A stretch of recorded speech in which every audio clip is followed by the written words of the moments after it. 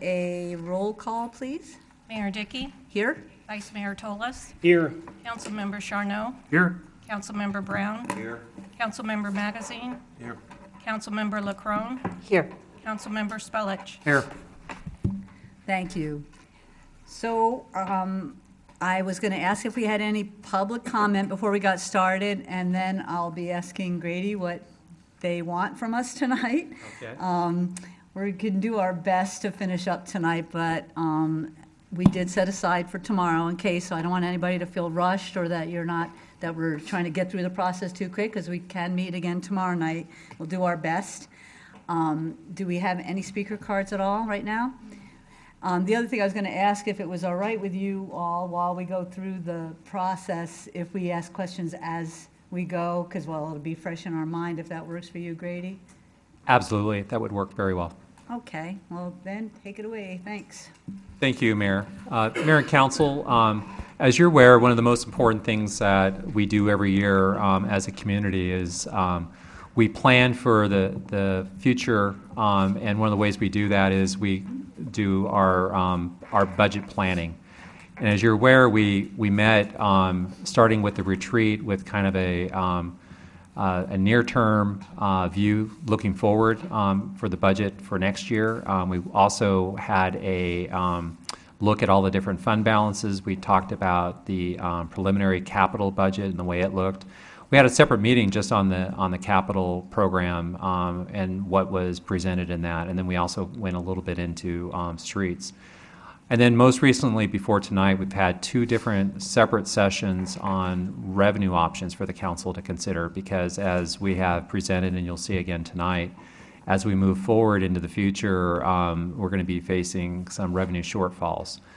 Want to let you know, so tonight is, even though it's a special meeting, this is the opportunity for you to actually help shape the budget. If you see things that you question or you think that you have some questions for us as staff, we're here to answer those questions. If you want to help influence what actually gets approved in the budget when you take action on May 7th for the tentative budget, tonight's the night, really, that we're hoping that you do that so that we can make the changes between now and May 7th. And then after May 7th, that's the adoption of the tentative budget. We will then have the final budget adopted on June 14th. And the way that works is the tentative budget that is adopted on May 7th actually sets the ceiling, expenditure ceilings for the next fiscal year. Now, you could certainly make changes within the budget after that point, but you cannot exceed the ceiling after the tentative budget is adopted May 7th. So with that, I'm going to go ahead and turn it over to our Finance Director, Craig Rudolphi, who has a presentation that he'll go through. And again, as Mayor Dickey has indicated, if you have questions along the way, please feel free to ask us any questions you may have. Thank you. Good evening, Mayor, council members. I'll try to be as brief as I can, but it's not a brief topic. So here we go. Just want to go over what our vision is. Sometimes this gets lost in the hustle and bustle of the daily activity, but we do have a vision statement that has been crafted and that we try to adhere to. In addition to the vision, we have values. Want to be environmental stewards. We want to maintain public safety, provide amenities and opportunities for the citizens. Craig, before we get started, do you want to help explain what we do on the front end of the budget? Because there's a lot of people here in the audience, and I think the council would be helpful that we can kind of explain the whole base budgeting concept and how that works, and then how changes are made to the base budget based upon review by the manager and the finance director and staff. Because I think that's something that's a really important component that I don't believe really got into the presentation. It did not. We start the process in December.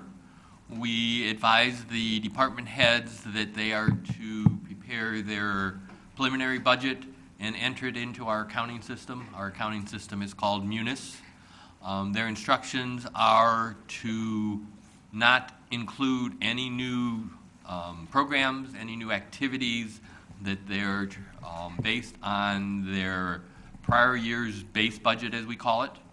And at the same time, when they enter that into Munis, we ask them to prepare separate written documents for any supplements, as we call them, which would be new programs, new activities, new tasks that they wish to undertake.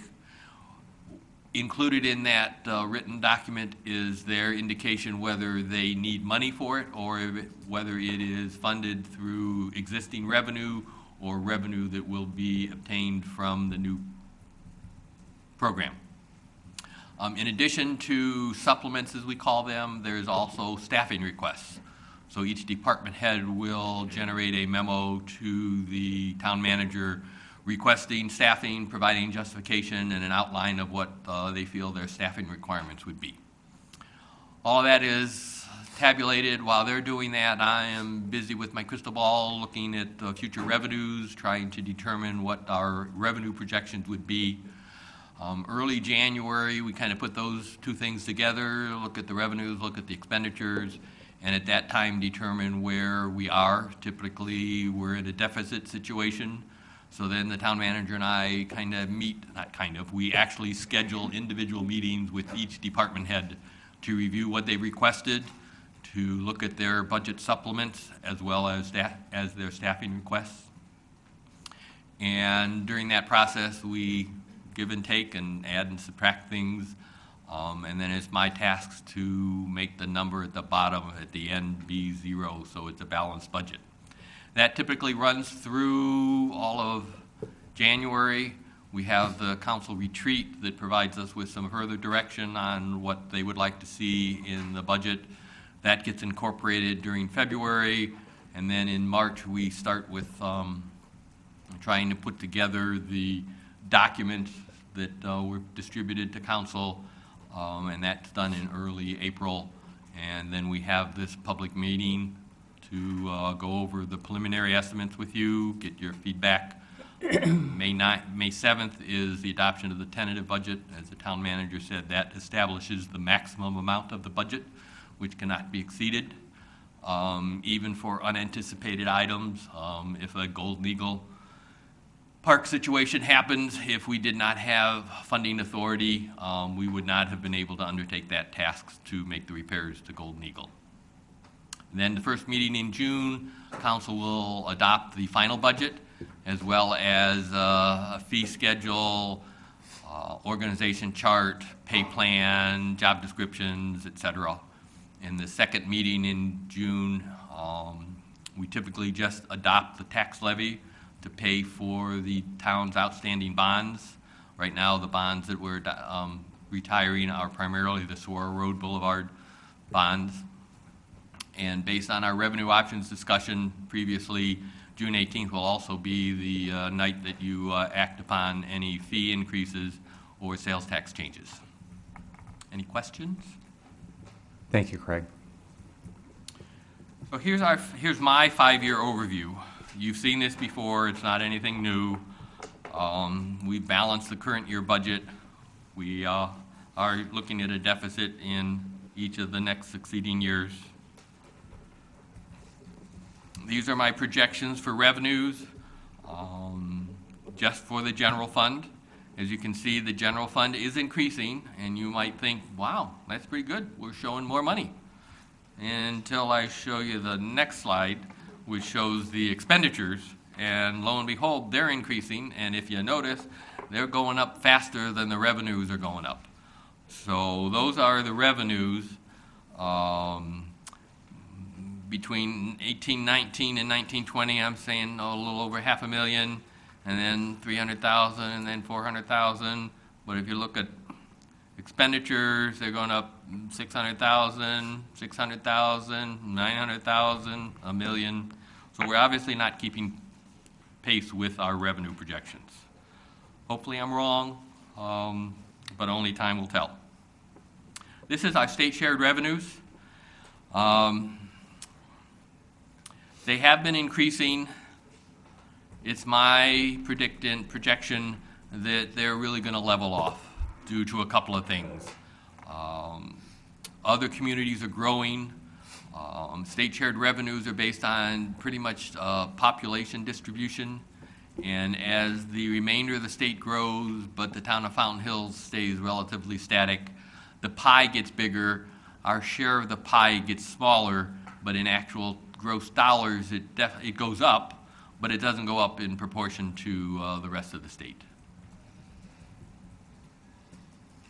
Local sales tax is our primary source of income. I am projecting a slight increase, and these projections were done before or not in anticipation of any change in the transaction privilege tax, sales tax rate. This is our streets fund, consisting primarily of the highway user revenue fund directly from the state, our vehicle license tax, and then on occasion we get in lieu fees, which are encroachment permit revenues from essentially the utilities that do work in our streets and dig up the streets after we make them look pretty. We have to make sure that we are providing for our debt service. So here is what our bonds will be on July 1st of 19. We'll have 2.7 million outstanding. The bulk of that is the general obligation bonds, $1,615,000, which are primarily right now will be, after we make the payment in this year, will only be Saguaro Road Boulevard. The refunding bonds are MPC, Municipal Property Corporation bonds. They are paid from sales tax, and they will be paid off also in 20. And then Eagle Mountain. Eagle Mountain are general obligations bonds, but they are refunded and paid for strictly from the residents of Eagle Mountain.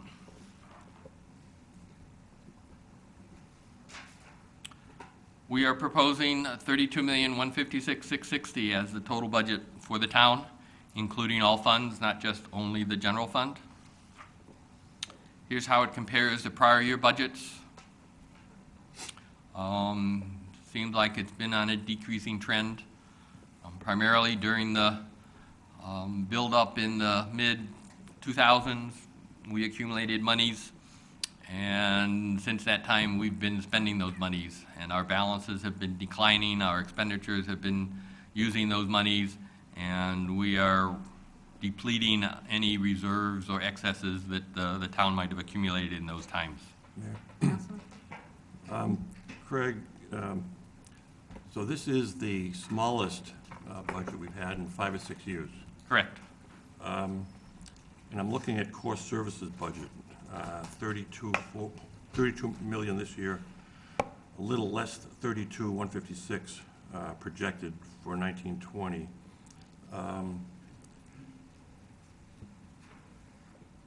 How can there be such little difference when public safety has gone up so high and so on? There are other expenses that have gone up. In prior years, this is a total town budget, not just a general fund budget. So in prior years, we were making expenditures for capital items, Fire Station Number 2, the relocation, as well as building of Adero Canyon. So those were some pretty big ticket items that were in those prior years. And now I'm looking at the chart, general fund projections, projected deficits every single year. 293,000 this year, 807, 1.3 million, 2.1 million. Based upon our discussion last week about revenue, would this wipe out those deficits? I'm not sure I understand, would what wipe out the If deficit? we raise sales tax, if we have a public safety fee, and so on. Based on my projections, yes. However, in the 5th year, as I recall, we'd be back in a deficit situation. Is that correct? The deficits continue past year 5 without some funding source, yes. Okay, thank you. And Craig, in the booklet, you go out to 10 years, and it gets larger as the further out we go. We were, just for your information, Mayor, we were criticized for trying to come up with a 10-year projection. I acknowledge that it's tough to come up with next year, let alone 5 years and then going out by 10 years. But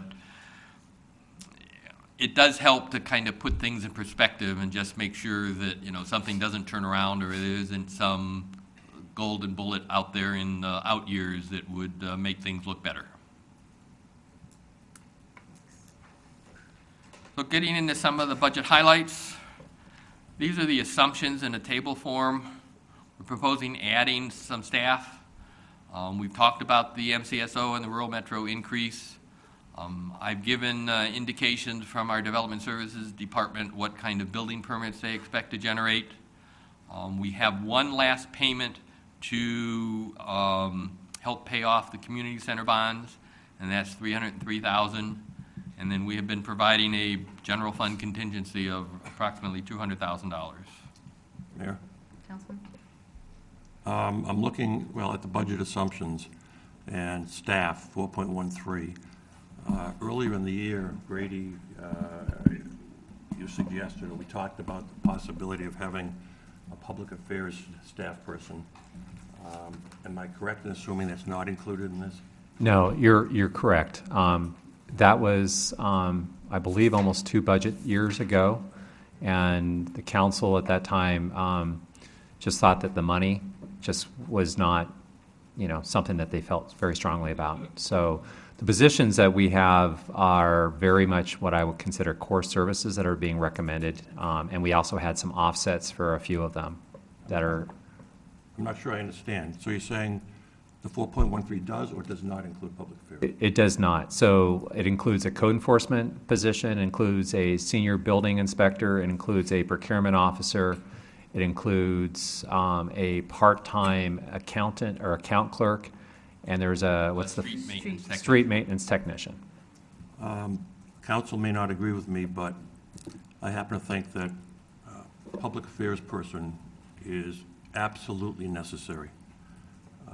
We have so many rumors that go around this town. We have Facebook and all of that. We have no way of really getting the truth about issues out to the public, except by means of the quarterly paper we put out. What's that called? Fountain Hills First. Fountain Hills First. I would suggest that you go back and take a look and see if there's any way, even if it's halftime, that we could get a halftime person who could respond to some of the allegations and problems on social media, misunderstandings of things they might hear up here on the dais or in the paper. You know what it's like. It's like when we were kids and we played telephone. You tell somebody something, and then pretty soon it's unrecognizable. And that's exactly what's happening all the time here. So I would just ask that you take a look at it. Councilman? Thank you, Madam Mayor. In regards to Councilmember Magazine's statement, short of having the apostles coming and doing our Facebook responses, you are never going to satisfy or quelch rumors in this town. This town is, you could put anything you want. The question of a public affairs officer, his credibility will be called into stake. So, as I stated before in 2 council meetings ago, I believe that the onus of getting the message out to the residents in the town falls on the council members that were elected by the voters. So I think that if we take it upon ourselves to just speak to the organizations that each of us belong to, Kiwanis, American Legion, numerous organizations. As a matter of fact, I'll be speaking Thursday night for, along with Justin Weldy and Rachel, sorry, at the Tea Party. We're invited to speak. I think it's imperative that we talk, and I just personally feel that it would be not money well spent. Councilman? I've heard this before, and we can each have our opinions, but I've heard several people say, let's talk to the citizens. Well, I talk to the citizens all the time, but there are 24,000 of them. How do you get to the citizens when there are 24,000 people? You can talk to the Kiwanis and the Rotary and all those clubs all you want, and that's a tiny fraction of the people in this town. I wasn't suggesting that on Facebook that we argue with people about things, simply put out a statement of fact, and let people do with it what they want. But it might show some folks who are hearing rumors that maybe this isn't quite true, maybe it doesn't make sense. And I think that's critical. Councilman Sharna? Thank you, Mayor. Grady, I know you have a staff person that kind of splits her time with tourism and other duties, along with, some PR/public affairs. Do you have an estimate on the percentage there, how you guys work that internally? Yeah, it's, I believe, 20%, and the balance is tourism. So public affairs, communications is about 20%. I was thinking a little bit about that. We've been talking a little bit about rethinking some of the duties of some of the staff. Maybe it doesn't have to be a whole separate person, something that goes along with what you were saying, which will help us. But also, I don't know if it's still happening as much, and I probably should have talked to you before this, but somebody that's always answering the phone, someone that knows how to direct people who do have questions to the right person to get those answers. In the state, they would call it an ombudsman.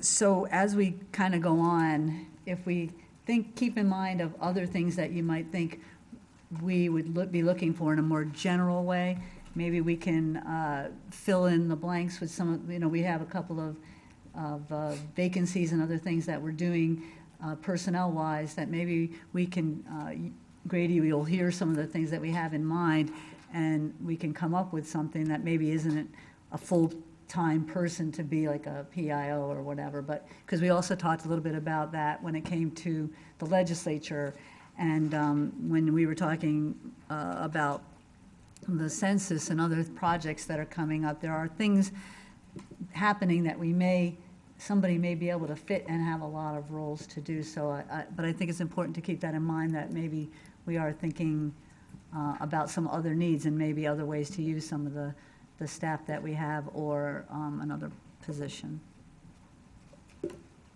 Anybody else? Thank you. Continuing on assumptions, as I stated, the revenue projections are using trends and guesses. Hopefully they're accurate. Our history has been 95 to 100% close to the estimates. I indicated that little increase in state shared revenues, maintain our existing level, and most of our building activity is going to be coming from Madero Canyon and Fire Rock Parcel B. I have put in a 3% inflation factor. That might be a tad on the high side, but for budgeting purposes, I think it's conservative. I do have a 10% increase for the sheriff's office, as well as a 3% for rural metro. And as we have said before, we do not anticipate, and I have not included any projections for the state trust land in the next 5 years. Regarding future development, these figures were provided to me by the Development Services Director. The figures in red are those figures that he anticipated occurring in fiscal year 1920.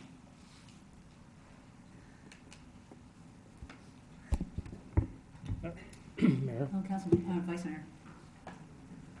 Copperwind is on delay, and I had just spoken to the owner of Copperwind the other day. I'm surprised to see that. Do you have any further details on that? And the reason I ask is because that's a huge shot in the arm for rental tax in 2020-21. It was projected, I believe, at a previous budget meeting and retreat that would equate to approximately $1.5 million of additional revenue on an annual basis. Can we get an update on that? That's a pretty big deal. This slide is somewhat dated. It was originally generated for the council retreat. I don't have any more current knowledge I do. They are up and running, and the contractor is working out there. They were doing footings and groundwork like that. There had been some delays, some dispute between the contractor and the owner, but they are back and working. This also says 300 units, but that was a phased development. I believe that they're talking about the first phase bringing in, I believe, about 170 units, 160 units, something like that. So that's probably a little bit more accurate. And the $1.5 million, I believe, was if they had completed all 300 units. Anyways, that is a very important aspect, and this is underway right now, but Craig is correct. At the time this was originally put together, it was, that was the situation happening back in February. So.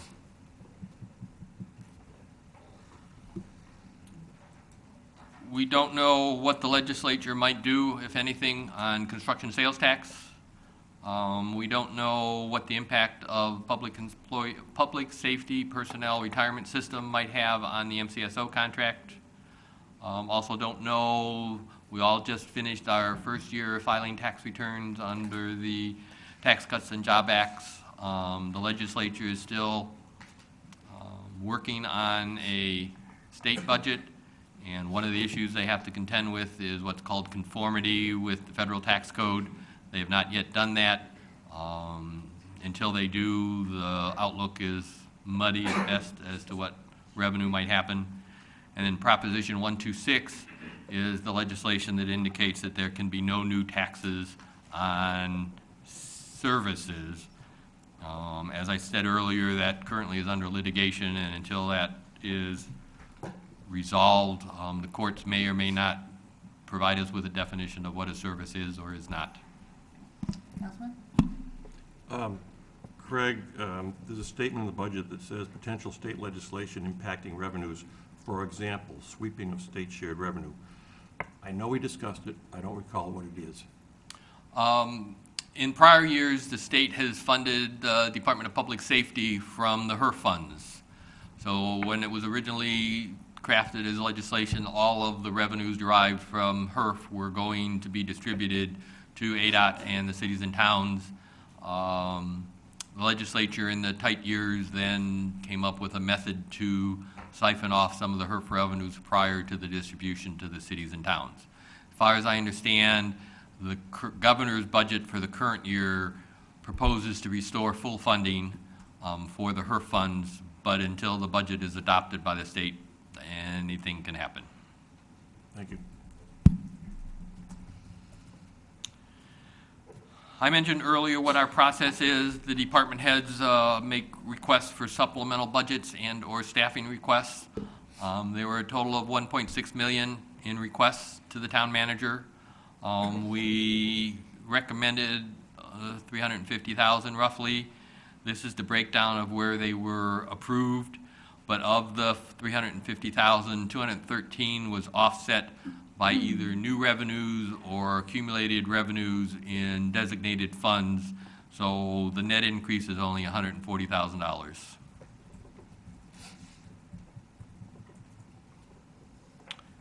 As you know, we had a fairly significant public safety increase, almost $700,000. Here is the budget broken down by fund.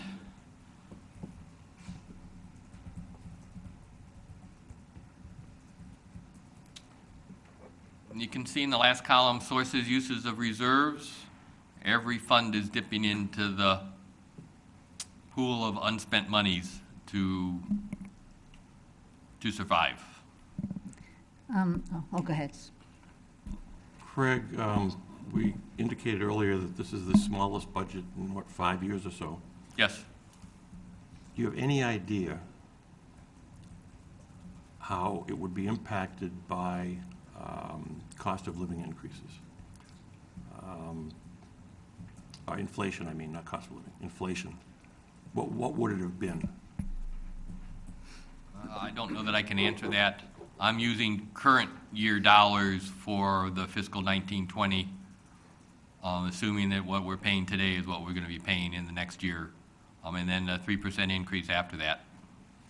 I think people have to understand that we have the smallest budget in 5 years, and we've been absorbing all of these increases, which says a lot about our fiscal situation, which is pretty dire. Thank you. Thank you. I wanted to mention that while we're looking at a slide that has a lot of funds on it, and I had asked Craig this in the past, whether we had too many funds. But I think they serve a really good purpose in transparency.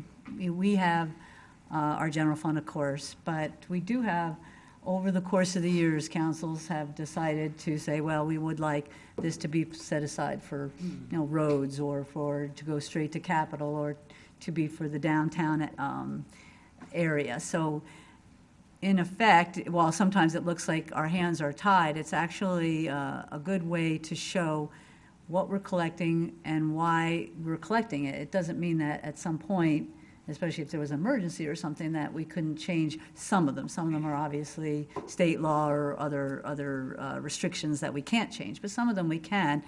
And I've kind of come around to agreeing that having all these funds is actually a good thing, because it's very clear the intention, and you budget your values, you budget your goals, and it also shows what's going in. And then when something comes up, like the park, and we have that money in the environmental fee fund, then it's a really clear way of saying, well, here's the money, this is what it's meant for, and this is what we're doing with it. So I'm glad that we do have all those funds, even though they kind of make it a little confusing. We have a lot of wallets. Thanks. Councilman. Thank you, Mayor. Along that line, too, I think it's also beneficial to point out that with all those funds and all of them having balances, sometimes people misconstrue, like, oh, the town has all this money sitting in the bank, like all these different funds. Well, most of them are restricted in terms of how you can spend the money, and there's policies governing why certain money goes here and certain money goes over there and what you can use it for. So, again, that needs to be clear, that just because there's a certain amount of money in the rainy day fund or the HERF fund or whatever, and you add all these up, it's kind of a, you need to look at it in the correct manner. If you recall, Council, at our retreat, I had a slide and we went through each of the individual 18 funds that the town has, indicating whether they were unrestricted or whether there were some restrictions, and how those restrictions came about, whether they were council imposed or statutorily imposed. When you look at this slide and the column labeled fund, those are really categories of funds. We really have 18 total funds, but they're broken down in these 6 different categories. And there is I won't say a debate, there's discussion between council and accountants on funds. Lots of people like to use the term fund. We need to create a fund for that. We need to create a fund for this. Our accounting policies and our accounting standards have fairly strict requirements as to what can be called an actual fund. So while council may say we want a fund for this, us accountants may just come up with another way to accomplish what you would like to see done with that fund without actually creating a fund. Our auditors, we had to debate with them on the environmental fee fund. They didn't think it was a fund. We had to argue that yes, it was a fund. We had a dedicated revenue source for that fund, which was the environmental fee. And so they acquiesced and let us have it as a separate fund. If council chooses in June to eliminate the environmental fee, then our auditors are going to come back to us and say, you can't have that as a fund for financial reporting purposes. You're going to have to collapse it into the operating fund or the general fund. So those are the here and twos that we go through to try to satisfy what council's intention is without actually possibly creating funds. Yeah. Craig, I'm recalling what the mayor suggested last week, which was if we eliminate the environmental fund, that we bring it down to 0 or a little bit, so that under state law, I think it is, we can then go back to it if we want. Does that sound feasible based on what you just said? Well, I believe the mayor was talking about eliminating the fee, not the fund, and just keeping it in our fee schedule as a fee approved by council, but at a $0 amount. So yes, that is conceivable, but that could change going forward. Like everything else. The important thing is, though, if something is going in the general fund, that we're transparent and open about what we're spending money on. Because if we can't put something in a fund, like say we do the public safety fee, if we can't create a fund, well, obviously with public safety, since it's such a big part of our budget, leaves little doubt of where we're using it. But it'll be, as Councilman Spellich, our responsibility to make sure we're real clear on everything. Absolutely, and that's my job, to make sure that I can present to you evidence that we're doing what you want us to do, whether that be through a fund or through an account or through some other kind of allocation. I will make sure that that happens. Not your job much longer. Mayor, thank you. To your point in regards to transparency, Craig, are we going to go through these changes in the operating budgets, and is there some sort of a spreadsheet that's going to show? And as much as some of them are smaller than others, but for instance, I'm looking at our council budget. Our council budget is increasing $17,000. I'm curious what would cause our budget for the council to increase $17,000, and that's just one line item of the $613,000 of operating budget that's increased since last year. Yes, we're going to go through department by department. I believe we probably have answers to most of the fluctuations, but there may be some that you stump us on. This is the same budget, but broken down by service, wages, services, maintenance, debt service, etc.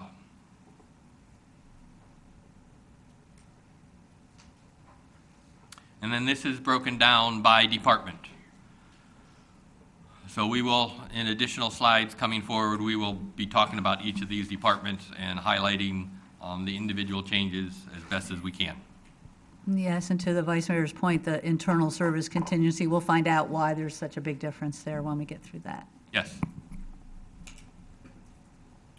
So these are the changes from last year's budget to this year's budget.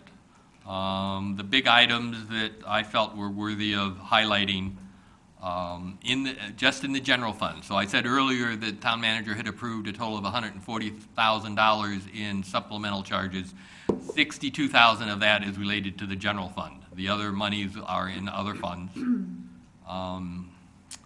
We see the MCO increase. We see the reduction in legal costs by changing town attorneys.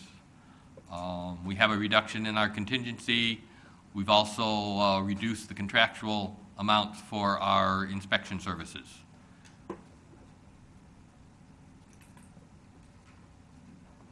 This is how the budget is broken down by core service, pretty much by department. As you can see, the bulk of it is public safety. Special revenue funds includes the street funds.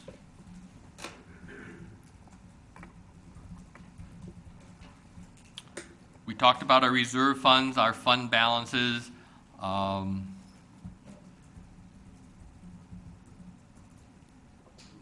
In accounting speak, they're fund balances, they're not reserves. They're not monies that we've set aside for a rainy day. Some of them are. A lot of it is, as the mayor mentioned, legally restricted or council restricted for specific purposes. And here are those numbers. The general fund, including the rainy day fund, is obviously the largest, and probably $4.5 million of that is the rainy day fund and the designated reserve that goes with it. Councilman? Craig, speaking of the rainy day fund, 7.6, almost 7 million, is that restricted only by council policy? Yes. Thank Craig, the idea of having a certain amount, a percentage that you're supposed to always have in case, there's no income or something happens. What is that percentage? And it's supposed to be a percentage of your that you could operate for 6 months or something like that? Our rainy day fund is based on the following. It's 20% of the average expenditures of the general fund for the last 5 years. So as our operating fund expenditures increase, that rainy day fund increases correspondingly, and we do add to it annually. And is that ever looked at as far as bonding or any other kind of ratings we have? Whenever we do a bond issue, we submit our bond statement to the rating agencies. There's 3 of them in particular. They, depending on which ones we choose to use, will come back with a rating. The town's current rating is AA+, which is very few municipalities have that rating and is definitely on the high end. I believe AAA is the only higher rating. They look at all the things. They look at the management of the organization. They look at the length of service of the organization. They look at our reserves. They look at our patterns. They look at our demographics.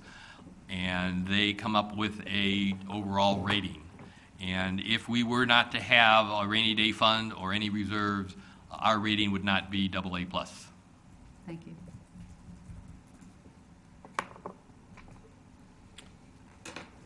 So now we'll talk about funds. So here are our 18 different funds. The general operating funds is primarily the general fund, but under that we have public art and the vehicle replacement. Our special revenue funds, some are legally restricted, some are council restricted. Debt service funds are all legally restricted. And then the capital improvement funds, with the exception of the development fees, are council restricted. So numerically, this is what our surplus shortfall for each of the next 5 years would be. We've obviously balanced the current 1920 budget, and as you can see, the shortfall grows thereafter.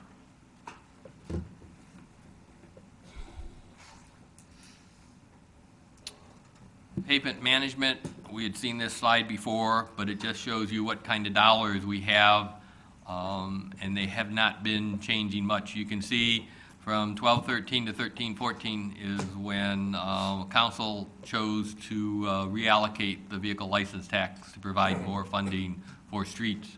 Without that, you would see significantly less activity being done in the streets department.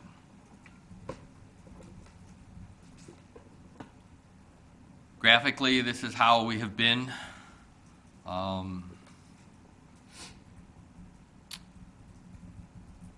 We have balanced our budget, and due to careful watching of expenditures by my predecessor, we have typically ended the year with a small surplus.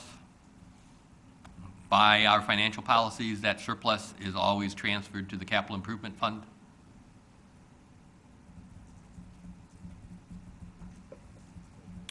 As a comparison on what our costs are compared to other cities and municipalities close by, well, I won't say close by, Casa Grande's not terribly close by, but we're pretty close to the bottom. Queen Creek is the only one less than us. Scottsdale and Goodyear is significantly more. This is 18-19. Obviously, I don't have 19-20 numbers yet, but I would expect they would not change dramatically. Here's where our money comes in from in the general fund. Local taxes is over half. The other majority is intergovernmental state shared revenues, and that's roughly 90% of the money the town gets. So any economic downturn immediately is going to impact local taxes and state shared revenues.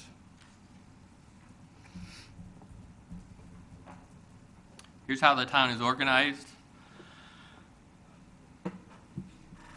Nothing terribly new or changed from the last time you have seen this. So now we'll start talking about the individual departments. We'll start with public safety. This is the organization for public safety. For fire. Craig, the Station 2 has 6 firefighters, 2 per shift. Is that the new station? I believe it's the same as the old station. That is correct. So is that fully in the new zone now? Is that covering what it's supposed to be covering? You know what I mean? Like,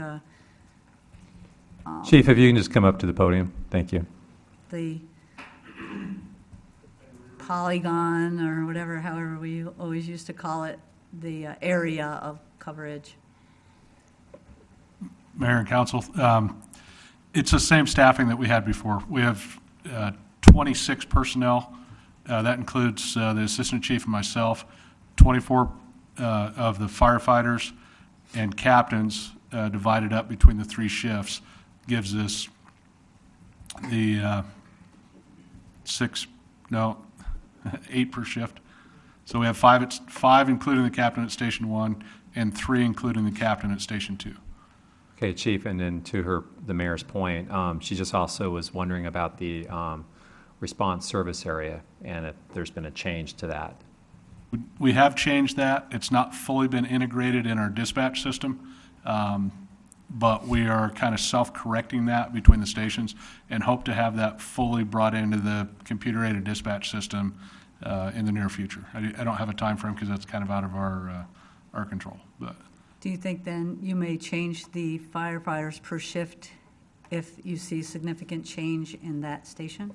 I think that the current model that we have right now works very well. We run a 2-man truck out of Station 1 that handles some of the more special duties, snake calls, and they also rotate some of the medical calls. But that staffing model has worked well for us, and I don't see a change in the near future on it. If we find out that there's a need to run a 4-man engine out of that second station or out of Station 2, that would be our motivation going back. But we don't want to run a 2-man engine and a 2-man auxiliary truck, so we can keep our staffing levels where we're at. Okay, Councilman? Dave, 2 doesn't sound like very much. And what happens, what's the process if you have a major fire or a couple of fires in different places? Can you talk about the process you go through? We would have all 8 firefighters on duty, plus either Jason or myself respond to that as a chief officer. We would also look at our neighboring departments.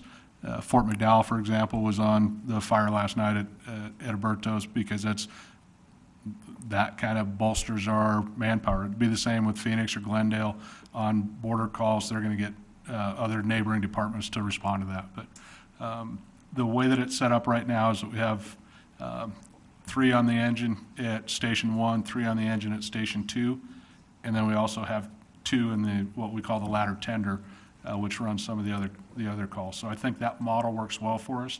We also have an additional 2 firefighters on a fire rescue at Station 2 that are not part of this, and we have an additional 2 ambulance workers at Station 2. So. Who dictates this? Does Rural Metro get involved? I mean, you are Rural Metro in a sense, but do they get involved in trying to figure how many per station and so on? This went back to when Chief LaGreca was here, and we were running things that other departments hadn't started running yet in that operation model, where we call them lower acuity calls, which are can be handled by possibly 1 paramedic and 1 EMT, and then an ambulance or a fire rescue. And that model seems to work out in a lot of departments after, I don't want to say after we started doing it, but they were a little bit later to the game than when we started running those calls. An example would be at Fountain View Village. A lot of the calls there don't necessarily take the fire engine to go, but the ladder tender is fully capable of running that call and making that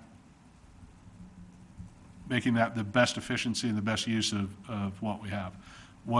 What's dictated by both the town and Rural Metro would be the staffing that we have in the contract. And that's the 24 fire personnel with 2 chiefs. So. Thank you. Thanks.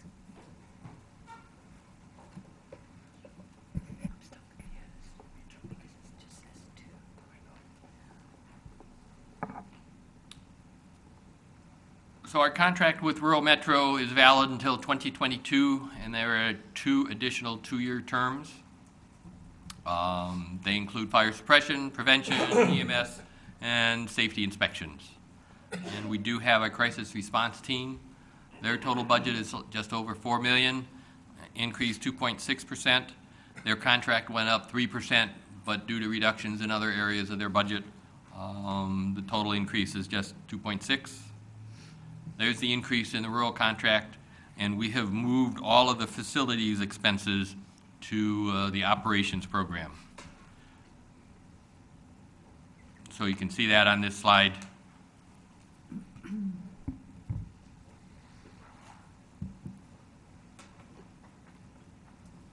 Law enforcement. This is the organization chart for the sheriff's office.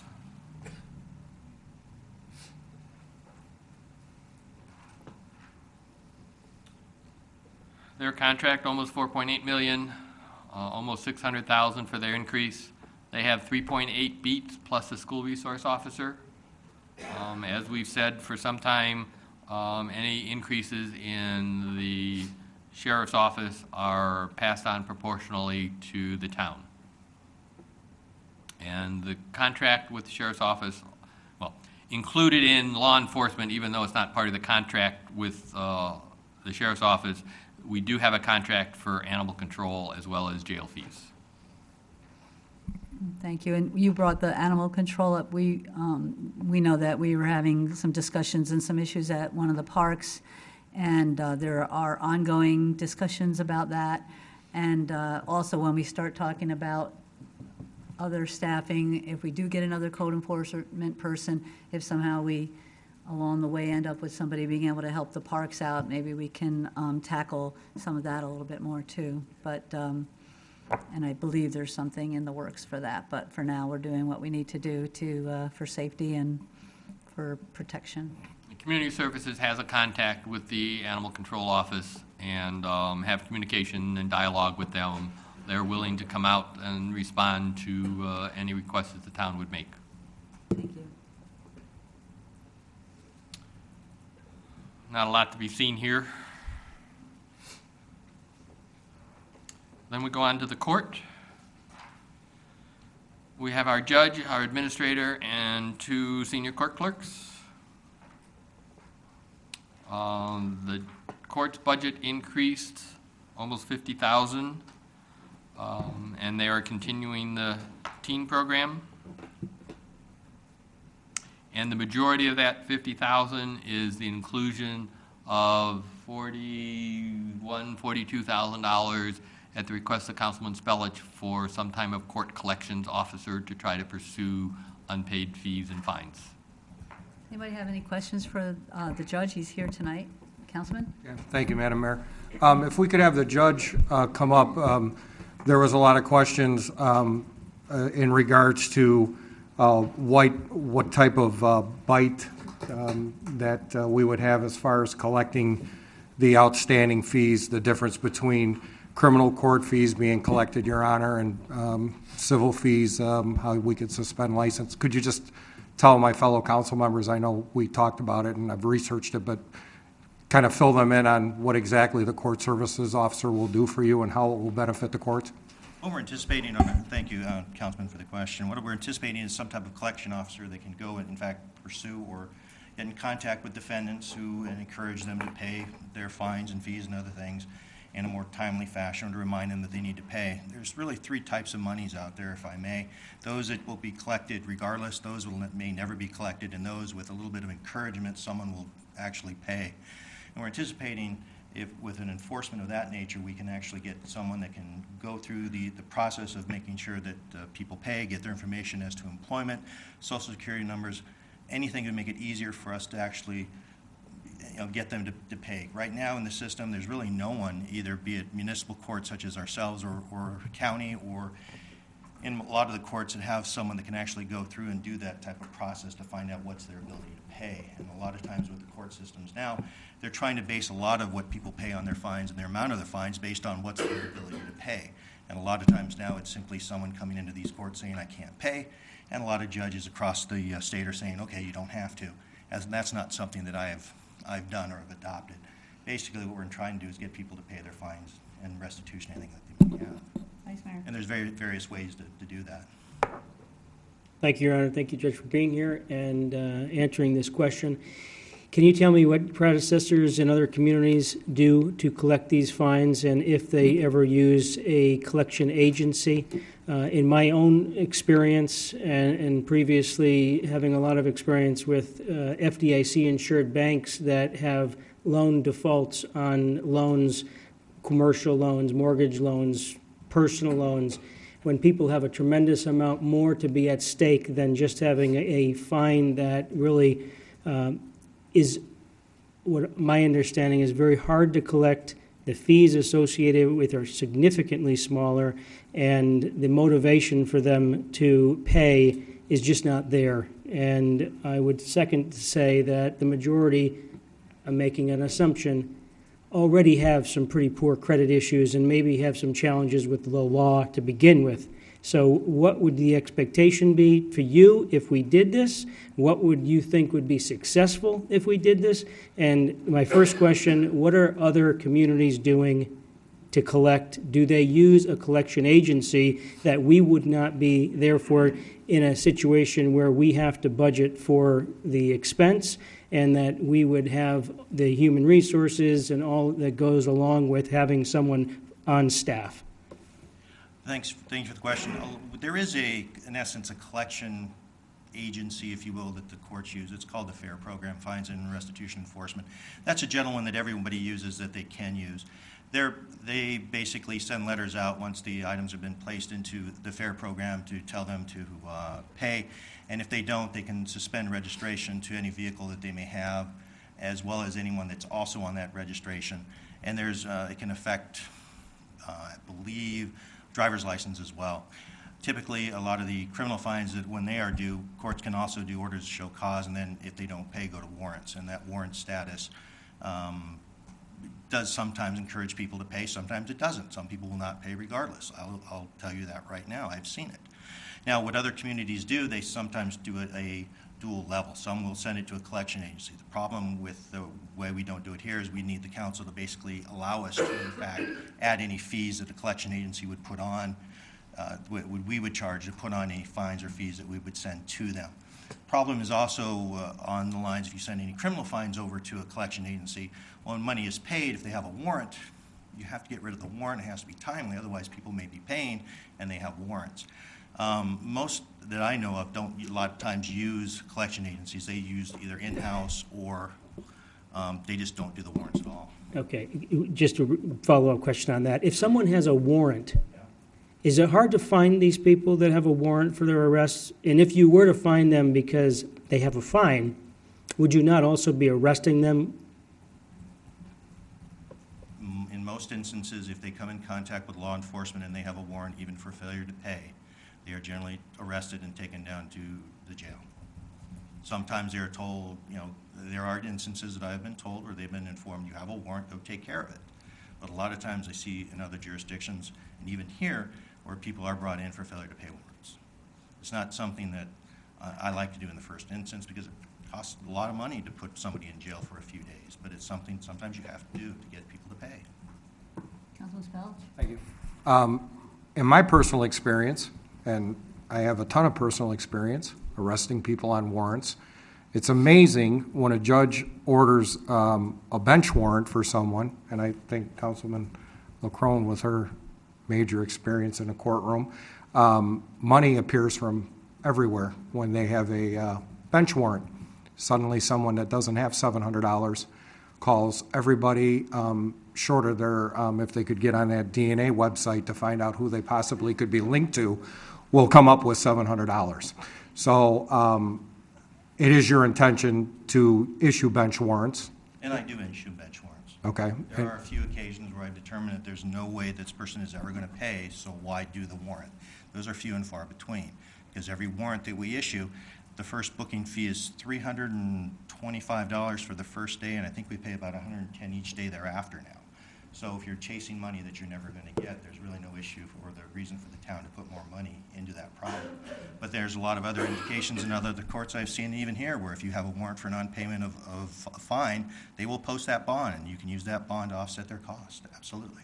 And civilly, you can suspend someone's driver's license if they don't pay, correct? Yes, that's Okay. another, enforcement measures that we can do is if they don't pay, we can default them, and then they go to fair, and then we suspend their driver's license. And let me remind fellow council members that a lot of jobs are contingent on having a valid driver's license. If you don't have a valid driver's license, you don't have a job anymore.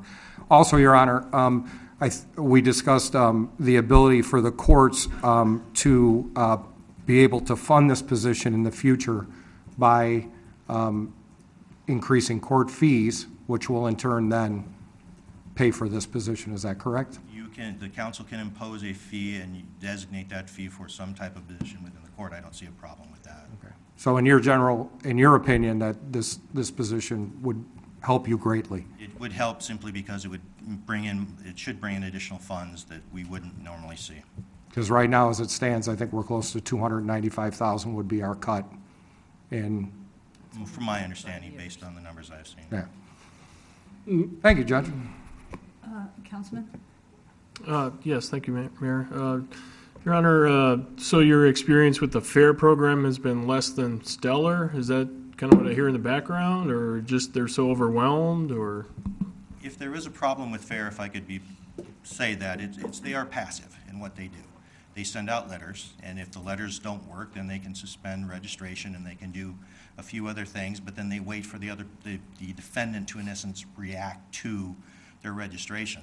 A lot of times when I see an issue with FAIR with its registration, it's not the defendant coming in complaining about the fine. It's the other person who is part of that registration on that same vehicle that's complaining that the defendant who, they haven't seen in a while, but they were on their registration, but they need to have the fine release in order for them to register the car, and FAIR is now having a problem with it. There are other things that we do for collection, like tax intercept. That's a passive measure, but a tax intercept is if you owe income tax, if it's part of the system, we have the information, which a collector can make sure we have, such as social security number and a few other things that we need. If they have a refund coming, we can attach that. So there are things that can be done. Vice Mayor? Mayor, thank you. There's nothing worse, in my opinion, than throwing good money after bad. And you made a comment that if it's uncollectible, if you're not going to be able to ultimately collect it, you don't even impose a fee because you know the people that are being charged a fee may not ever pay to begin with. Not a fee. It's the issue of a warrant. There are some individuals, there's some that live in this town that have, in essence, had a number of offenses, usually drug-related. I know that if you have 5 or 6 drug-related charges and you have $15,000 in fines, if I put you in jail again, what's the outcome? Right. It's not going to work. Those are few and far between. But no, I impose fines in every case. I don't look at, do I think you have an ability to pay or not pay in order to impose a fine? Yeah. That's like going to the store and you want to buy something at the store and you have to take in your tax returns based on the item of the loaf of bread based on how much you made last year. Yeah. No, the fines are what they are, and I impose them in my discretion as judge. So it's the enforcement, and it has to be few and far between, and it is, where I might say this is just not collectible. Sure. I'm all in favor of collecting the fees. I'm all in favor of doing everything possible to collect the fees. 3 weeks ago, when Councilman Spellich brought this up, I emailed our town manager, and I asked him to please provide me with the list of who owes fees. Are they individuals? Are they entities of some sort? And if someone on that list had filed bankruptcy, are these collectible? I am not a bankruptcy lawyer, but my understanding is that certain fines, fees that are imposed by courts are not dischargeable in bankruptcy. I could be wrong because I do not practice bankruptcy. I never have. Okay. And I asked how long these have gone back to, because the collectability is an issue. I would defer to Councilman Spellich's expertise, so to speak, in regards to your previous experience with, if you feel that this is viable and you feel that we're going to even break even on this, then, so be it. But I think the jury is still out on this, and so to speak. Well, I will tell you that if a collector is approved by the council and I did not think it was working out or was not beneficial, I would not ask this council to continue it. There's no reason for it. And if I could just step in and just explain that, we're going to be evaluating this and see how the performance is working out and give you periodic updates on this, because this is new, and that's something that you just typically do in an area like this. So we want to make sure that we're getting the return on investment. And I'm pretty confident, based on what I've heard, that we're going to get return on investment here. And plus all the other court surcharges and agencies that are supposed to get their surcharges, they'll also get those as well, which they'll be probably very happy with that as well. So to the Vice Mayor's point too, he did send an email about 10 days ago asking about other outstanding either fines or outstanding fees that had not been paid. And looking into this, we did find that we generally charge everybody on the front end of every service that we do. So we really don't have situations on like rental fees or any user fees that people pay. They're required to pay on the front end. And so we really don't have an issue. Where it gets a little murky is when we have construction sales tax. We've seen this before where we've had actions or judgments where maybe a contractor did not remit their sales tax, but because they're doing that to Department of Revenue, we're not actually seeing it until it's too late and they didn't do it.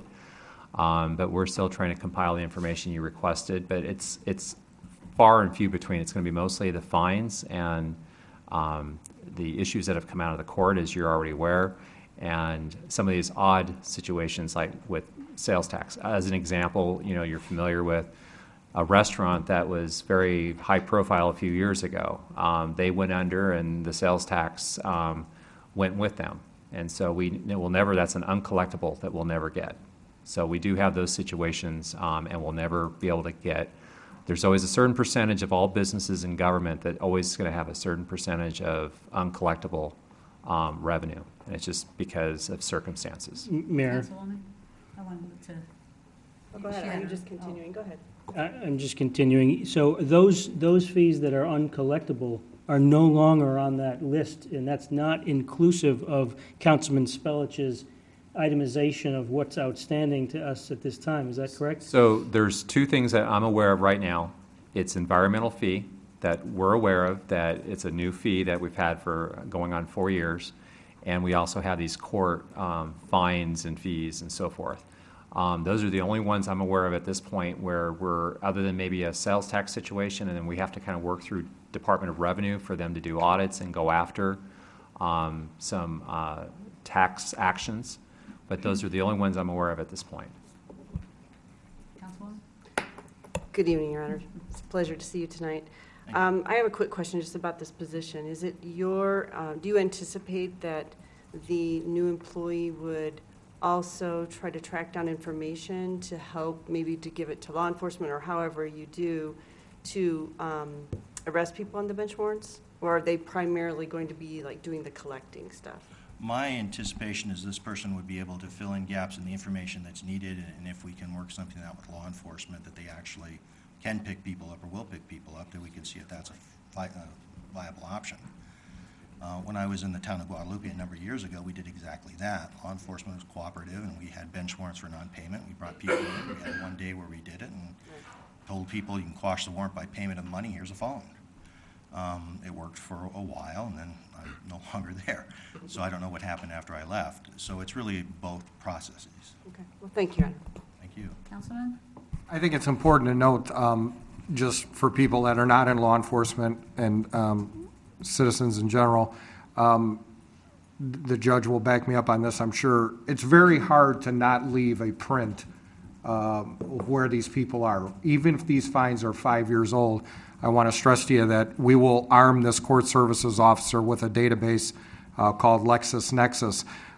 If you apply for any type of water bill, any public utility, cell phone, I mean, virtually you would have to pack up, grab a backpack, and move to Montana and live off the grid in order for us not to find you. I mean, I find in my job with the state, I find people all the time that, I actually found a guy that was in Ketchikan, Alaska, in a fishing village, where he had, thought he was off the map and wound up tracking him down there. So as long as we arm this person with the proper technology, which is, I think, $100 a month for this database, we'll have very few people that we won't be able to locate. The databases nowadays are phenomenal. I see them all the time in other courts, that they find people or know locations of people that years ago you wouldn't be able to find them or know where they are. Yeah. Councilman? Just real quickly, you might have mentioned it earlier, but out of the 48,000 increase, how much is budgeted just for this position? Do we, 42, close to 42. and we're looking at like 30-plus hours or something like that, no benefits? Is that what we kind of had agreed on, or? My understanding was part-time, no benefits. In fact, it's going to be what I would call a temporary employee agreement or contract that we do. So we're not going to have, we'll run it through the payroll, but they're not either a part-time employee or a full-time employee. They're not going to appear as part of our full-time equivalents. And again, the idea is we want to evaluate this and come back to you and share how this is working out. I want to thank you for having Teen Court on here. Next week, we're meeting with the school district, having a joint meeting on the 30th, and we'll be talking about that too, and maybe invigorating that a little bit. Thanks. I hope that can be done. Thank you. Thanks, Judge.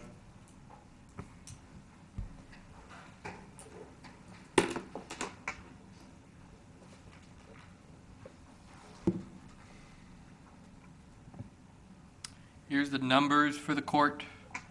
They have 3.63 FTE, and you can see what their core responsibilities are. You can see the operations is up by roughly 50,000, most of which is that $42,000 for the collections person.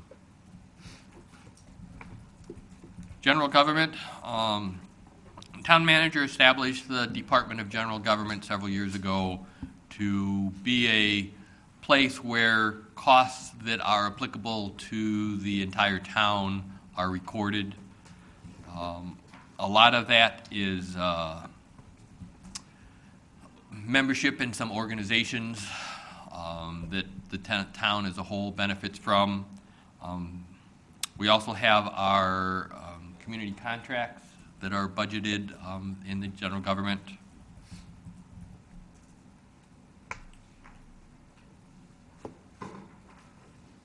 I guess let me go to the next slide to show you what some of the items are in that. There's the community contracts, 100,000. The general plan update that Development Services is currently working on is budgeted in there at 50,000. I'm sorry, 80,000. Our comprehensive user fee study that council authorized is in there for 50,000. We are including the town's general liability insurance in this also. And just to make things balance, I had earlier said contingency was 200,000. It's really 231,545. Vice Mayor? Thank you, Mayor. I want you to explain, I don't want to make any assumptions, but when you have the comprehensive user fee study, just as an example, and you have it in here at 50,000, when my recollection is that, and I voted against this, it was a $36,000 fee. So am I wrong? Because you have 50, so I think it was 36 when we voted on it. You are correct. It was, the contract was awarded for 36,000. When I originally did the budget for it, I just kind of guessed. Just to let you know, Vice Mayor, good observation. We have historically budgeted about $50,000 in general government just to handle these one-off type studies that come across. So you're right, when this was awarded, it was approximately $36,000. But the description here says comprehensive user fee study, but we have in the past actually just had fee study, or not fee studies, but studies budgeted in this. Yeah, I thank you. With all due respect, Greg, and you do a great job with budgeting, you do a great job with awards that you've received for these financials that you've provided to the town.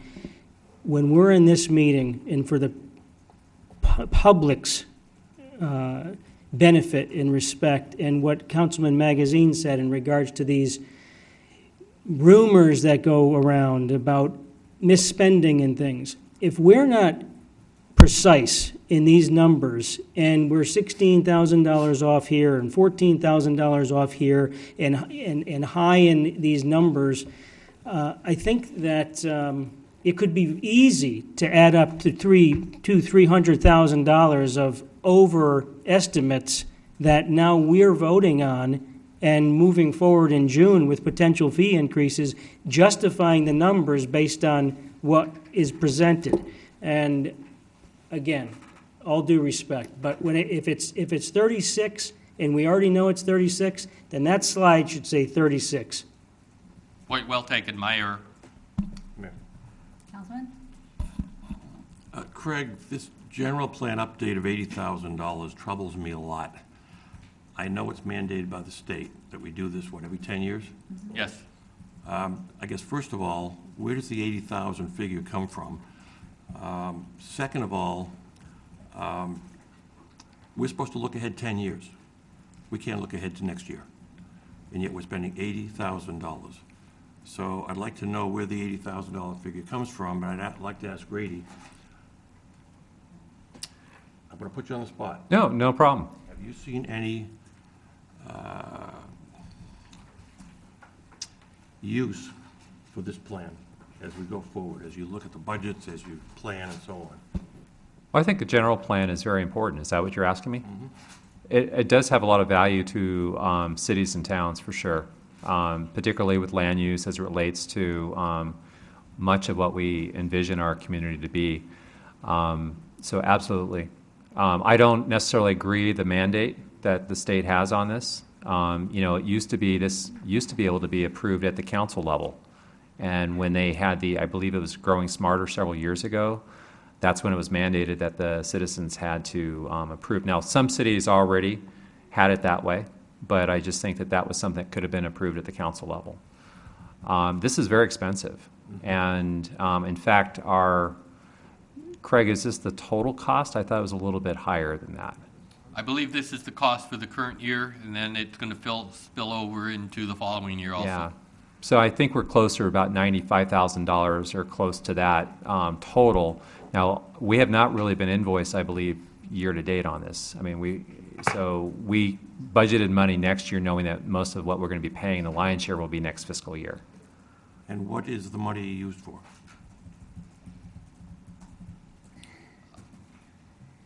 Not sure that I can answer, but I believe it's to pay the consultant that is working on preparing the plan. And probably the election, maybe? I don't know. No, this is just purely the consultant fee.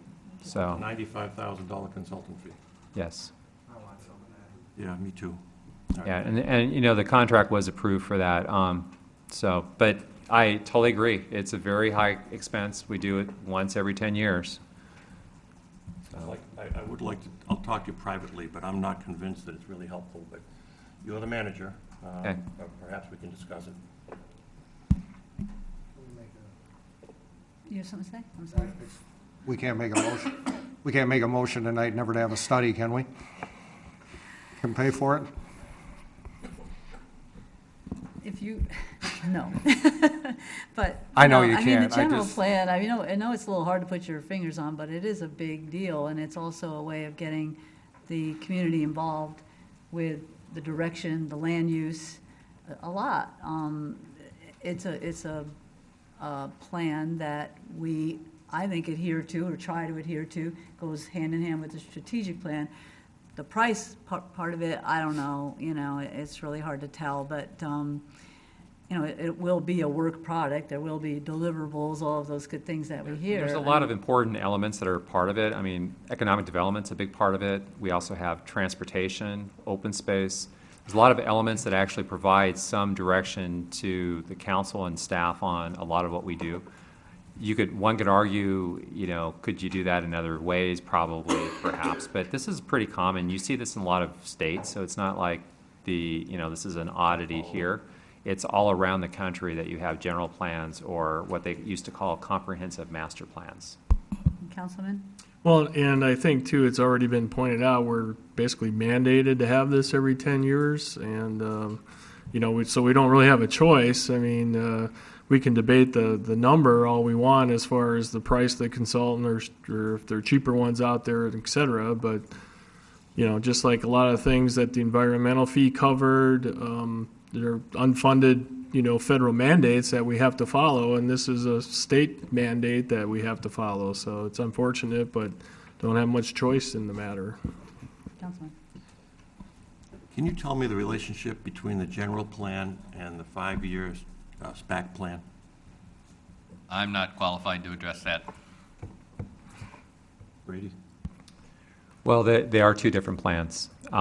So the Strategic Planning Advisory Commission puts together a strategic plan, and unfortunately, their time periods are very similar. They're up for a complete redo next year in 2020. General plan is up for not only being completed, but also being voted on by the voters. I've met with folks who are involved in the Vision Fountain Hills 2.0 because they want to make sure there's no duplication of effort. Because they're wanting to do a visioning process. The consultants are trying to do a visioning process. John Wesley and I met last week with the consultants on the general plan and told them we want to make sure that we're not doing multiple surveys so that people are getting confused as to which is which. So we're going to do a lot more, we're going to have more of a concerted effort to make sure that there's some elimination of duplication of effort and also coordination so that we're not overstepping one another and confusing people.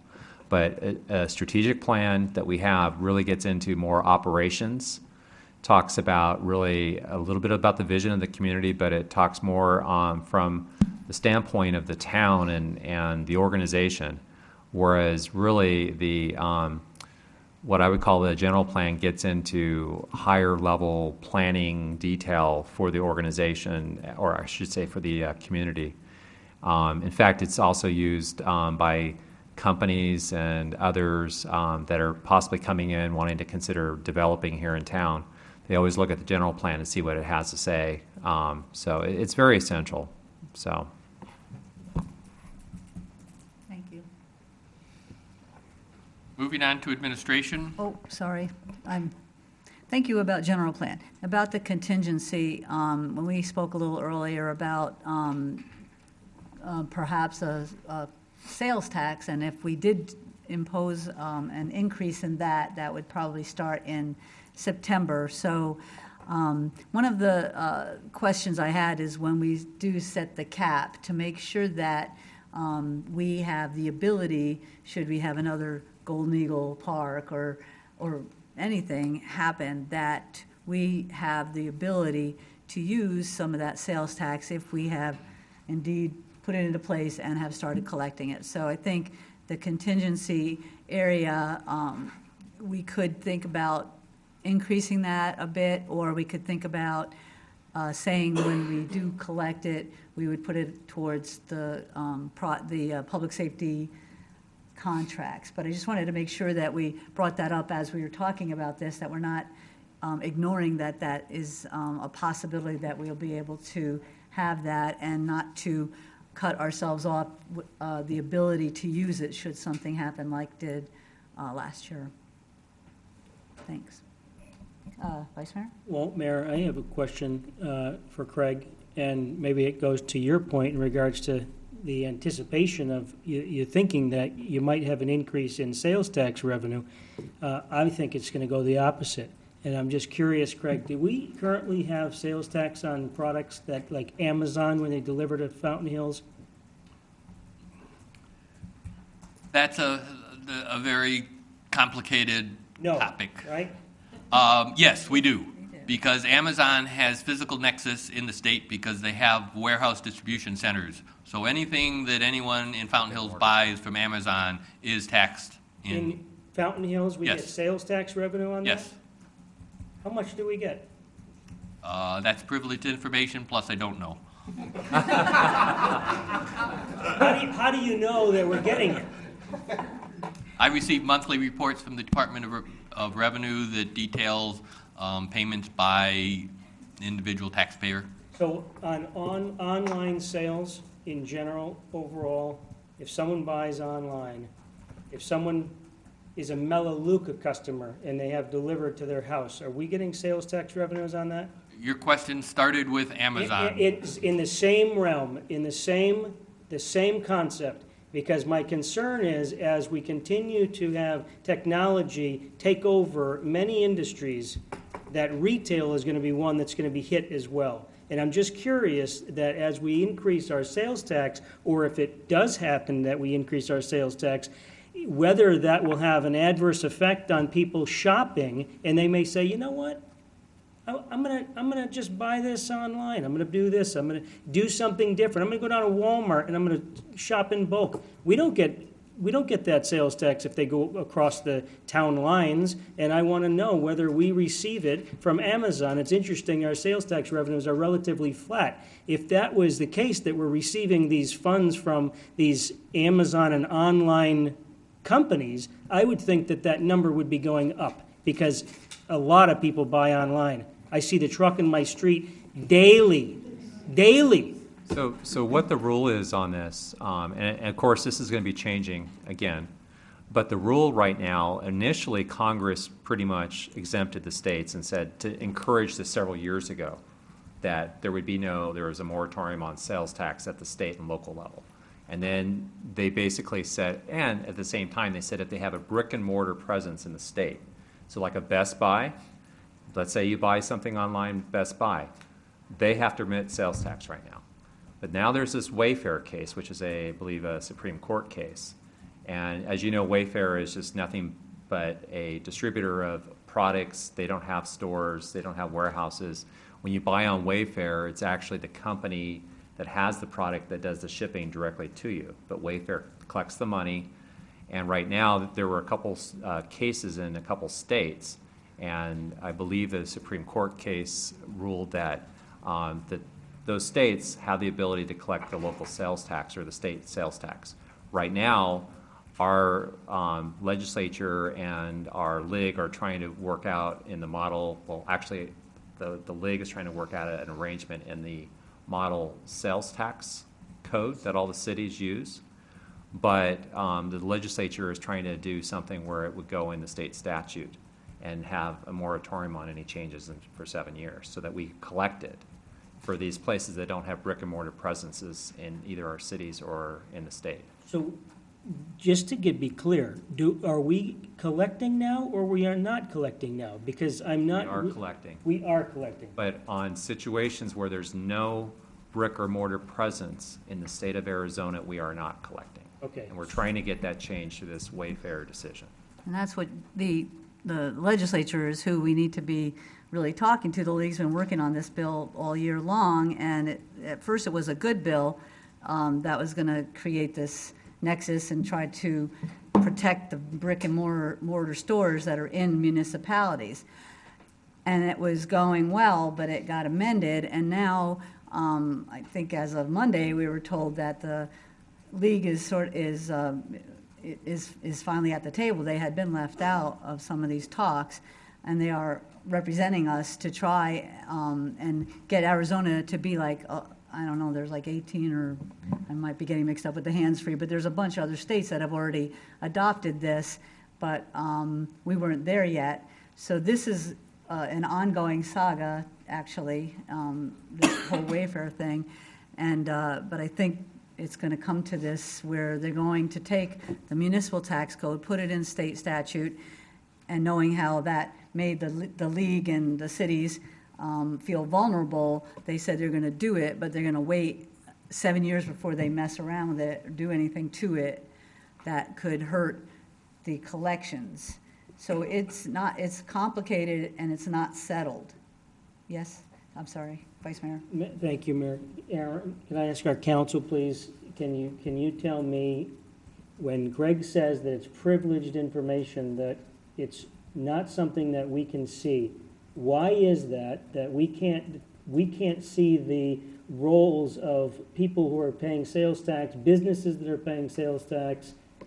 Why can't we see that? And is it true that we can't see it? First, yeah, I think what Craig's saying is it's privileged, it's not public information. Is that what you're trying to say, Craig? Right.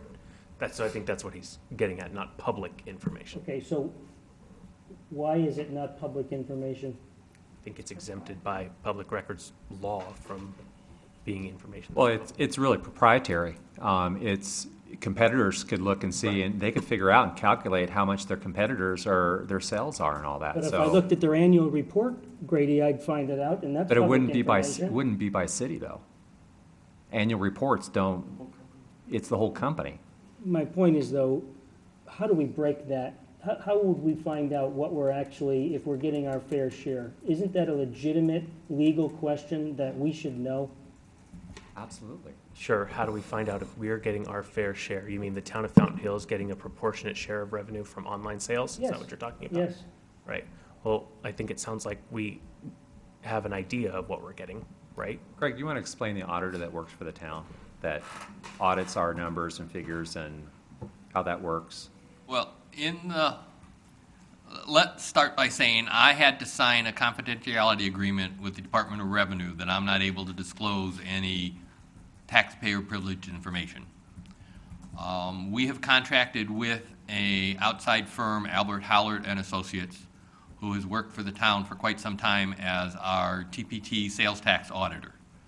Up until the TPT reform of 2, 3, 4 years ago, the town was able to pick up the phone, call Al Howler and say, we question whether Company X is legitimately paying their taxes. Al Howler would then send them a letter and say, we're going to conduct a desk review, ask them for certain information, would be provided to him. Based on his desk review, he would determine whether he needed to do an on-site visit. With the TPT reform, the Department of Revenue legislation removed that option for us. Now, we have no ability to call our tax auditor and say, please investigate this company, and he is able to send them a letter. The process now is he has to undergo training for himself and his staff, has to be certified by the Department of Revenue. He then essentially is an agent of the Department of Revenue. Anytime we would like him to do something, he needs to send information to the Department of Revenue. They have to assign it to one of their auditors, and I believe last count they had 30 auditors for the state. So when they determined that it was legitimate, they would then tell Al Howler that, yes, you can audit that entity, and then things would progress. But whenever he made a recommendation, he has to send that recommendation back to the Department of Revenue. They have to review his work, they have to determine that they agree with his findings, and then they would issue a letter saying you need to pay taxes. Yeah. If their taxes are due, we used to be able to have Al Howler file a tax lien on the property and go forward. Now, all the tax liens must be filed by the Department of Revenue. Mayor, it sounds like your hands are tied. Yes. Okay, and what I would say is this: if you look at the historic numbers of our sales tax revenues for the town of Fountain Hills, they have not increased to the same percentage of sales online have in the last 10 years. And it doesn't make a lot of sense to me when you have such better technology and companies such as Amazon that have quadrupled and exponentially grown in online sales, that our numbers are stagnant. It doesn't make sense. So that's all I have to say. And how we figure that out, and Aaron, how we figure that out legally, it doesn't make sense. And if we're leaving a tremendous amount of money on the table because of that, I don't think it's going to stop. I think it's probably going to get even worse. And the more people are going to be shopping for the types of products that they sell at Target and they sell at, I got to imagine Target's a pretty big sales tax revenue. I know it's confidential, privileged information. You can't tell me. We've already gone through that. However, I think that it's probably, those are the businesses that are going to be affected. And if you ever shopped at Staples in the last 10 years, I was just down at Staples because we don't really have an office supply. Gridley's closed in town, otherwise I'd shop there. I went down to Staples down on 92nd Street. It looks like a ghost town. So I know that the trend is that it's starting to go significant online sales, and I think that we have to take that in consideration as we continue to look at our models of revenue collection in this town. Thank you. Now we get to look at the administration department. Here's our org chart for administration.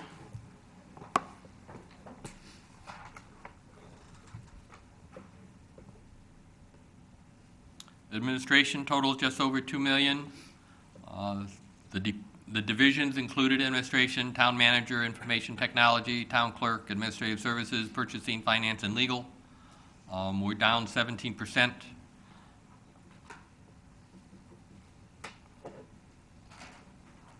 And the big adjustment, the reason for the major decrease is a decrease in legal services, and then the reallocation of the liability insurance for the town into the general government. We have 15.2 FTEs in administration. Economic development.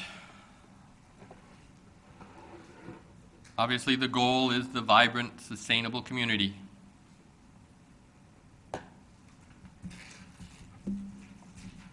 Their budget is just under $250,000, a decrease of $22,000, primarily because of the elimination of a contract with a third party. Mayor, Councilman?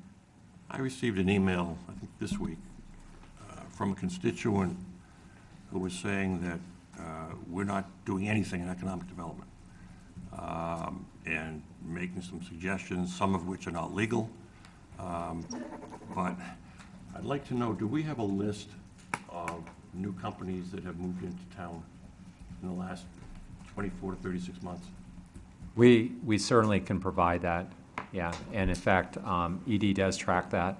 So in fact, as you are aware, periodically, the Economic Development Director, Scott Cooper, would come before you and give a presentation. We're probably coming upon the need to do that pretty soon. But yes, we could get a hold of that information. Just a quick anecdote. A woman came up to me and said, I don't like it here. I said, okay, why don't you like it here? Well, I have to go to Scottsdale to shop. She said, we need a Trader Joe's, we need a movie theater. She said, I said, ma'am, this is free enterprise. They have to decide whether or not they want to move here, and they look at our population and decide not to. You know what she said to me? Make them move here. That's what we're up against.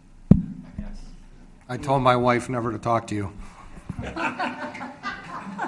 Mayor, Always getting your wife. I hate to add to the rumor, too. I heard a really ugly rumor that the town refused to have a Trader Joe's come here, and that was absolutely, I mean, we would embrace a Trader Joe's, so. Got that email, too. Yes. Vice Mayor? thank you, Mayor. You just said that budget decrease of $22,000 was based on a contract that expired, and I believe that we had a third-party marketing company that it was budgeted, and I voted against it, for $50,000 for a third-party marketing company that was going to these trade shows and things of that nature. That is gone. Isn't that eliminated? And wasn't that $50,000? Yes, I believe that's correct. Why is it only $22,000 if that's gone? If you recall, it was a 3-year proposal for the contract with decreasing amounts over the 3 years. Craig, actually, the company, the principal moved and went to a different company, and the contract ended up being less money if we stayed with that principal. So, but the bottom line is, council had asked for that second position. It was funded, it was approved, it was filled last July or August. And so that money is not budgeted next year for this retail strategies contract that the vice mayor was referring to. Grady, wasn't that $50,000? The first year was. Councilman? Have we received any reports on success or lack of success of this consulting firm? We had a work session, I believe, where they did do their initial research and shared with you the findings. And I know Scott was working on coming back to share with you some of their strategies that they had come up with after they had come up with the research. So that's probably, we're a little behind on that. Well, I recall that they were going to be spreading out around the country and talking to companies and all this kind of stuff. And how long ago was that? At least 2 years, wasn't it? 2000, yeah. And Yeah, we did 2 years, I believe, with it. Michael, did you want to just come up and, Michael Martella is the acting director, and they're asking some, I think, very valid questions. Do you remember, we just completed that, was it last year? The Yeah. second year? Good evening, council members. So we had the retail strategies contract, which was, I believe it began 3 years ago, and it was $50,000 for that. And then we renewed that for a second year, which was annually $50,000. This fiscal year currently, the group that we're working with is the Canvas Group, which was 2 employees that were previously with the Retail Strategies Group. The contract with them for this fiscal year was $25,000. So it did drop in contracting with this new group, the Canvas Group that we've been working with, and I've worked with since I've started as well. But that is not being proposed to renew with them for this budget, for this coming fiscal year. If I could follow up, I remember the discussion pretty distinctly about whether or not to hire this firm, and I voted in favor. Some of our council members voted against it. I'm starting to wonder if my vote was the right vote. Are we seeing any benefit from this contract? So yeah, there's benefit in what they've been doing for the town, and it is kind of what you've touched on briefly, is that they do attend various trade shows, various conferences focused on retail development. So they are putting Fountain Hill's name and brand out there and scheduling meetings, working with myself and with Scott to chase down different leads and different businesses. So there is a lot of, I'll say, marketing and exposure within that group of developers and within that group of retailers that we're getting exposure to. In my mind, there's only one bottom line. How successful are they? How many companies are coming to Fountain Hills? And if the answer is none, and they're just at trade shows and spreading the word, then in my view, we've wasted our money. I concur. It's all your fault. No, thank you very much. I apologize. Well, Mayor, you know, this is really not even funny. So now we have Scott Cooper, who's resigned, and we are really starting all over again, essentially, because Scott really tried hard. And one of the things that he did was he came to this council with some really good ideas and proposals. Unfortunately, nothing came to fruition that was substantial enough that made a difference, right? So where do we go from here? And can you break down that budget a little bit as to, and maybe this isn't you, you're an interim, this is our town manager. Maybe we can have a discussion as to where this department goes and what the expectations are. Okay, yeah, we'll get back to the budget part, but you're right, but as far as that Scott has taken off, and we wish him well, and we're happy for him, and I wouldn't agree that nothing has happened. And I also would say that we have had some discussions. Of significance, Mayor. I just don't want you to mischaracterize what I said. I said of significance, nothing has happened that has made a significant impact to our budget. Okay, to our budget, if that's how you're measuring it. But I wanted to say that some of the economic development pursuits may have been a little unfocused due to any number of reasons. And I think that we are looking at and talking a lot about doing some different things, maybe doing a couple things well rather than trying to scattershot too much. And you know, we all have legitimate ideas, and I really appreciate what you're doing here. And yes. I just wanted to also explain that just before Scott left, we were in the midst of starting and launching another economic development plan update. So, and that's going to be really looking at the reality, what's relevant, and focusing a little bit more on what is successful and what other communities have had success with. So I know that Scott and Michael were working on that. That's going to be something that will be coming back to council.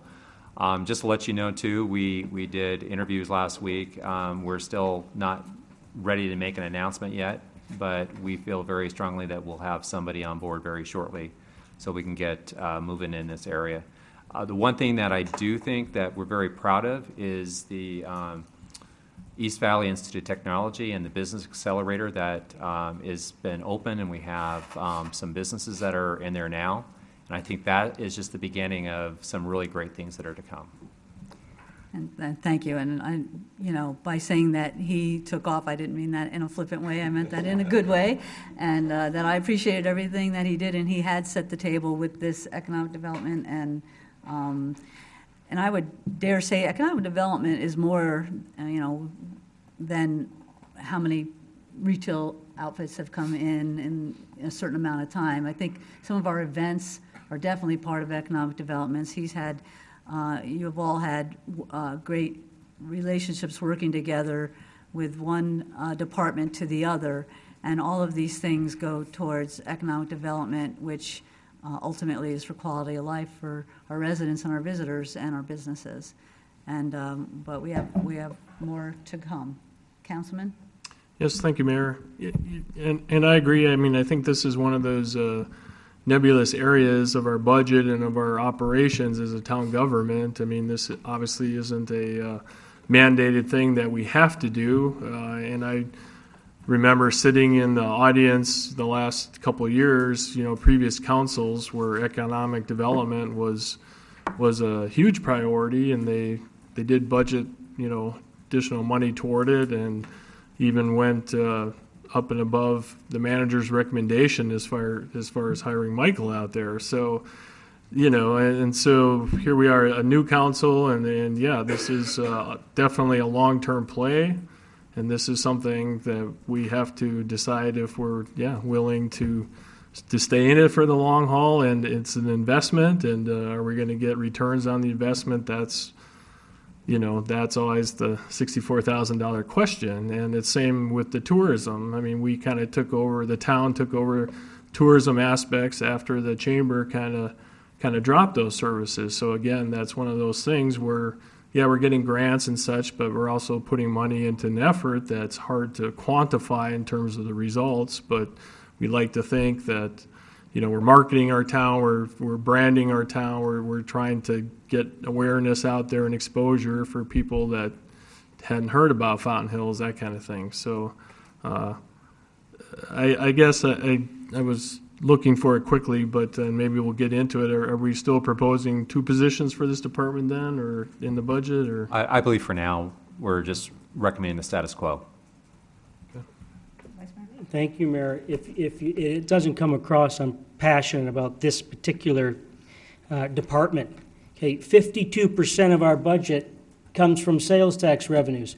How can we possibly sit here and say, this is important, but I would think this would be the majority of our conversation as a council as to how we do everything in our power to help economic development in this community. And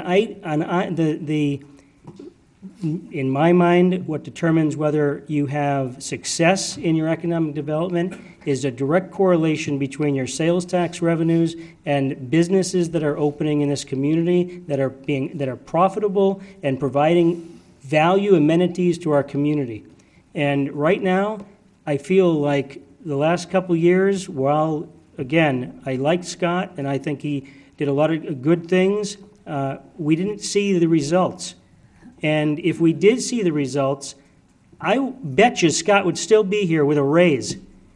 But we didn't see the results. And we've got a real challenge in Fountain Hills, how we get to the point where we actually have success in this department. This should be a real focus of this council, and I hope that it becomes one quickly. You ready to go, to move on now? I just want to say I beg to differ with the vice chairman, vice mayor. I think Scott did an excellent job. I think he brought about some terrific results, and that's why I asked for a list of the companies that have moved in here, because there have been a lot. And so, yes, we need to concentrate on economic development. I don't happen to think it's the most important thing for the town, although I think it's important.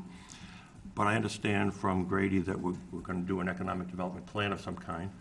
I think that's due, but we also have to keep in mind, we have,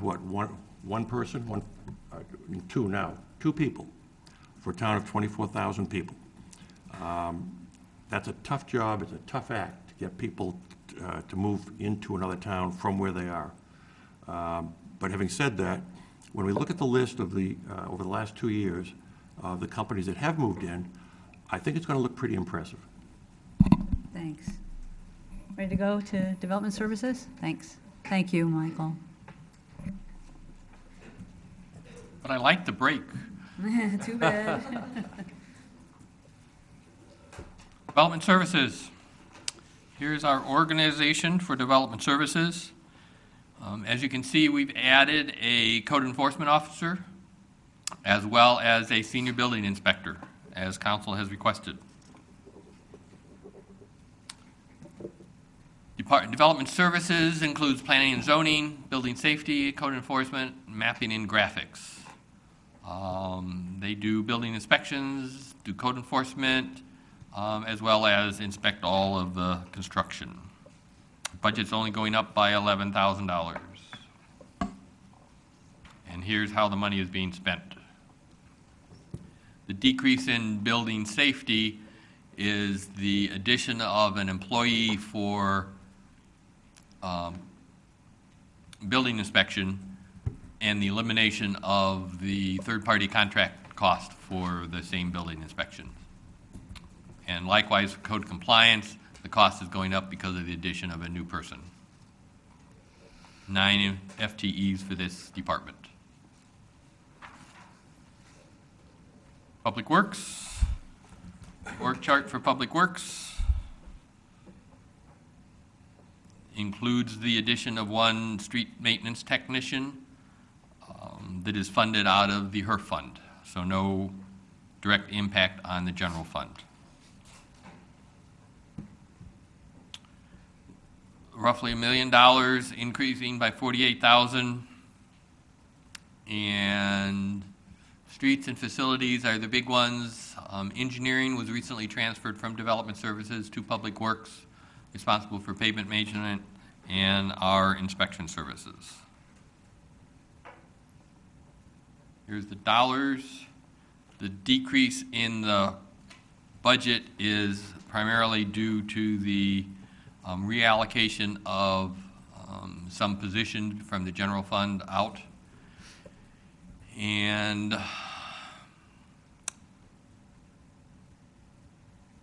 can't think of what else. 6.375 FTEs. This is what the streets fund does, just over 6 FTEs, 354 lane miles, and 3.5 million square yards of asphalt. And you see these streets chart for the 3rd time. And here's how the dollars translate.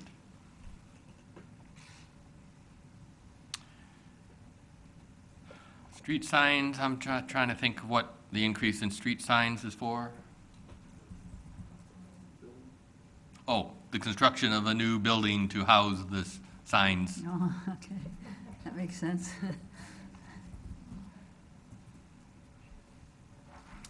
Community services, York chart, kind of busy, a lot of people, primarily part-time employees.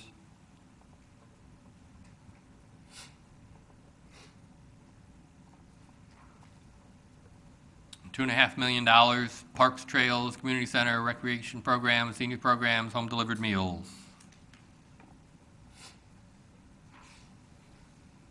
Highlights for the community services, lots of parks. We've increased the acres of the preserve as well as the miles of preserve trails, senior programs, as well as all of our special events that people enjoy. Mayor, Councilman? I want to go back to, where is it? The Streets Fund. You know, as we go through this, I see all kinds of information that I think the citizens should be aware of. 354 lane miles, 3.5 million square yards of asphalt, maintaining 68 acres of median. People don't have any idea. And I don't know how to do this exactly, but perhaps in that quarterly paper we put out, there could be a fact sheet. It's not proposing anything, it's not supporting anything, it's simply... Like a little snapshot, USA Yes. Today snapshot? Yes. I think that's a great idea. Put the information out there, and it's not just the streets. There are other things Right. in this report that I think people should be aware of. Not everybody's going to pay attention, not everybody's going to care, but at least we're putting it out there. Good point.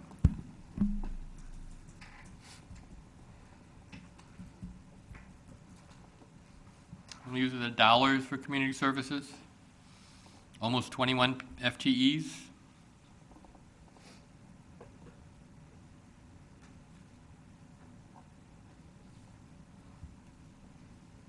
Moving away from the general fund into our capital improvement fund, this is the plan for expenditures for the current year.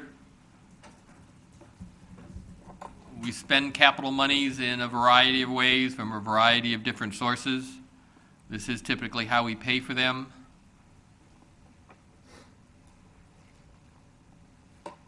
We typically think of the CIP or capital projects as all coming out of the major fund, but there are other places. Facilities maintenance is the facilities reserve study that was completed that is recommending, when it was done 2 or 3 years ago, it was recommended funding the fund for future maintenance of infrastructure at roughly just under $1 million a year.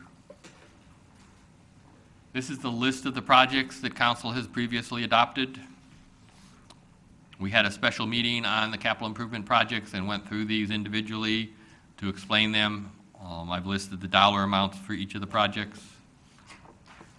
Total is just over $3 million.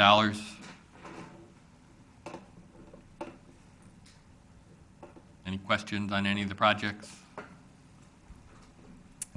Not a question, just somebody had a suggestion to, when we are in the middle of a project, like right now with Fountain Hills Boulevard, that maybe we have signage, like I think they do, the water, EPCOR is doing that, that says, you know, this is what the project is, and this is how it's being paid for, you know, talking, again, getting back to the rumor mill and all that, but when you look at the shoulder widening, you know, I'm not sure it'll all fit on a sign to say, and this will help with when we do the widening too. But, you know, basically it's probably 75–80% grant funded. This is what it's for. So it might be something to build into future projects to just have signage that says not only is it going until next, you know, August or whatever, but also to say what it's for and how it's getting paid for. It might be I've a seen good way to this throughout, communicate. you know, communities, your tax dollars at work, and it can have a lot more detail. So I'll work with the Public Works Director on coming up with a sign that we can put out there, and maybe it can be one that the top part just says your tax dollars at work, and then another one below it gives the details, so we can use that one over and over again. So, thank you. Good observation. Somebody gave me the suggestion. And then talking about signs again, just, I'm throwing this in, it has nothing to do with projects, but the event signs that we have over at the fountain, and then also in front of the community center, that are, the banner part sometimes looks pretty good, but we have it kind of down with sandbags and things like that, so maybe we could spruce that up a little bit too. We're talking about the budget, so, you know, but just maybe something to bake in. Thanks. Mayor? Oh, sorry, Councilman. Just real quick, I know Councilman Magazine reacted to this last time, but there wasn't, no one else really spoke up, but we still left out the repainting the community center and library and all that, and So, good For this year? question. Actually, it's in the budget. We have a separate schedule called the Facilities Replacement Fund, and it's actually listed in that, and we're going to go ahead and proceed with that next fiscal year based on the council direction we had.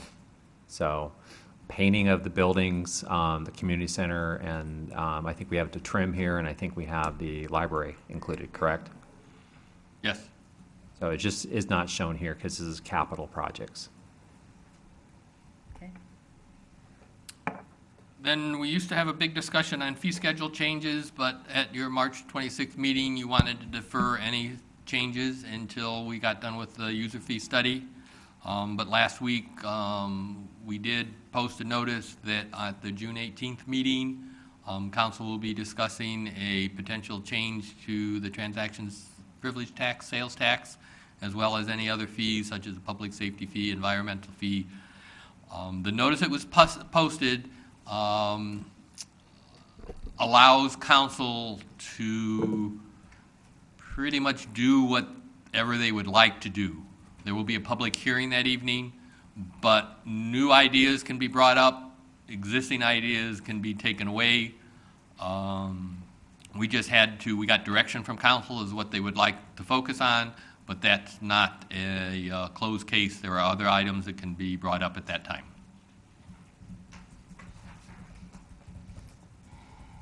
Personnel, here's our FTEs. Town manager has mentioned, and I've repeated, we're adding a senior building inspector, a code enforcement officer, a procurement officer, a streets technician, and a part-time account clerk.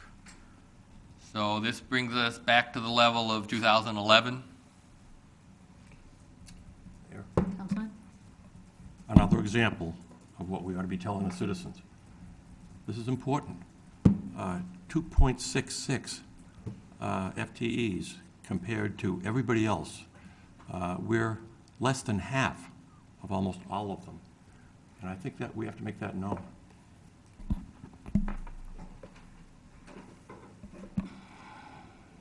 And as council member just mentioned, here is how we compare employees per 1,000 citizens.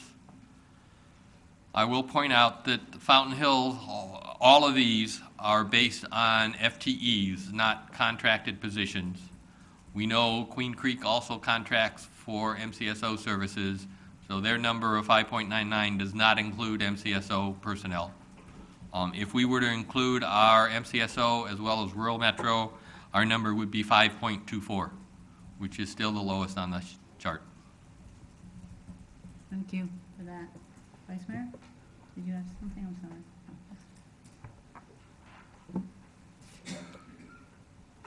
So we currently have 49 full-time and 27 part-time. I'm sorry, we are proposing to have 49 full-time and 27 part-time for a total of 60.82 FTE. Town manager has made no recommendation for any general wage increase for staff in 1920. And our personnel costs are just under $5 million.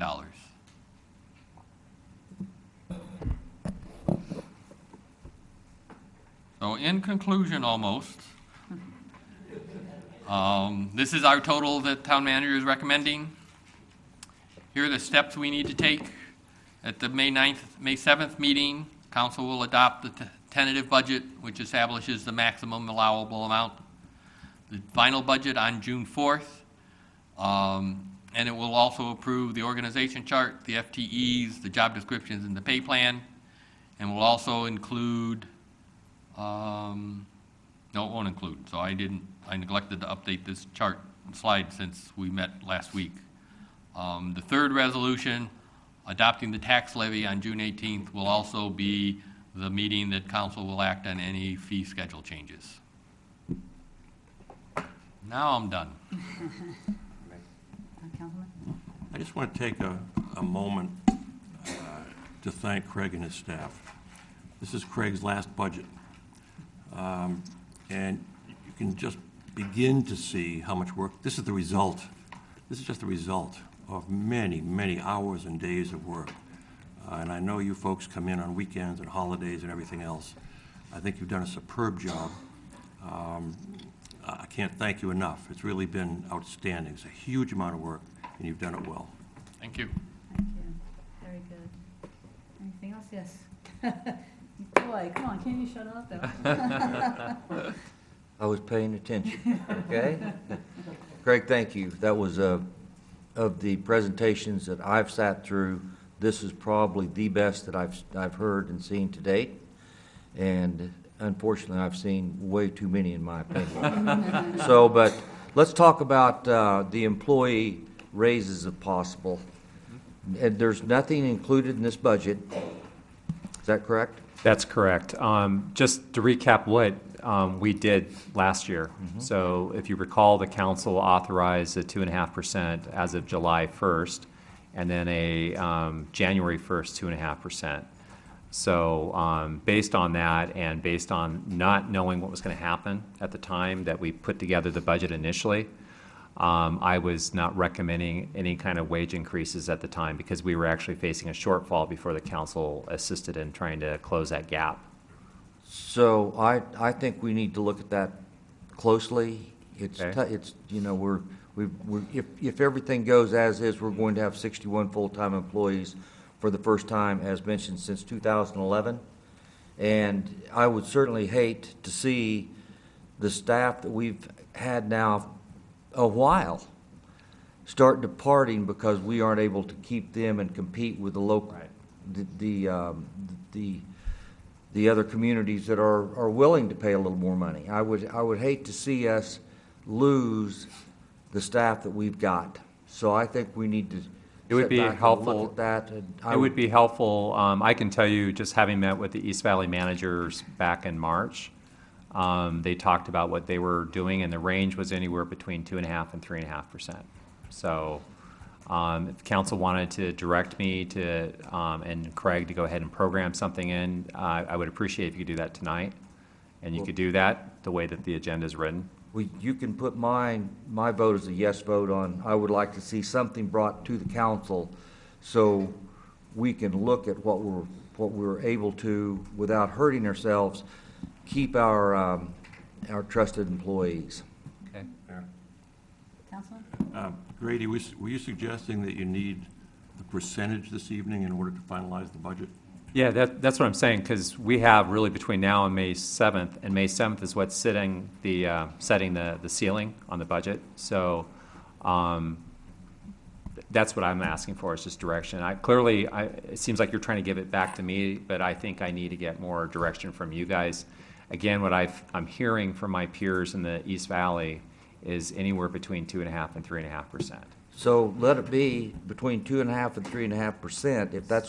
If that's what we're seeing across the valley, I would say at a minimum, that's what we should be talking about. And I like what you did last time by splitting it half and half. Right.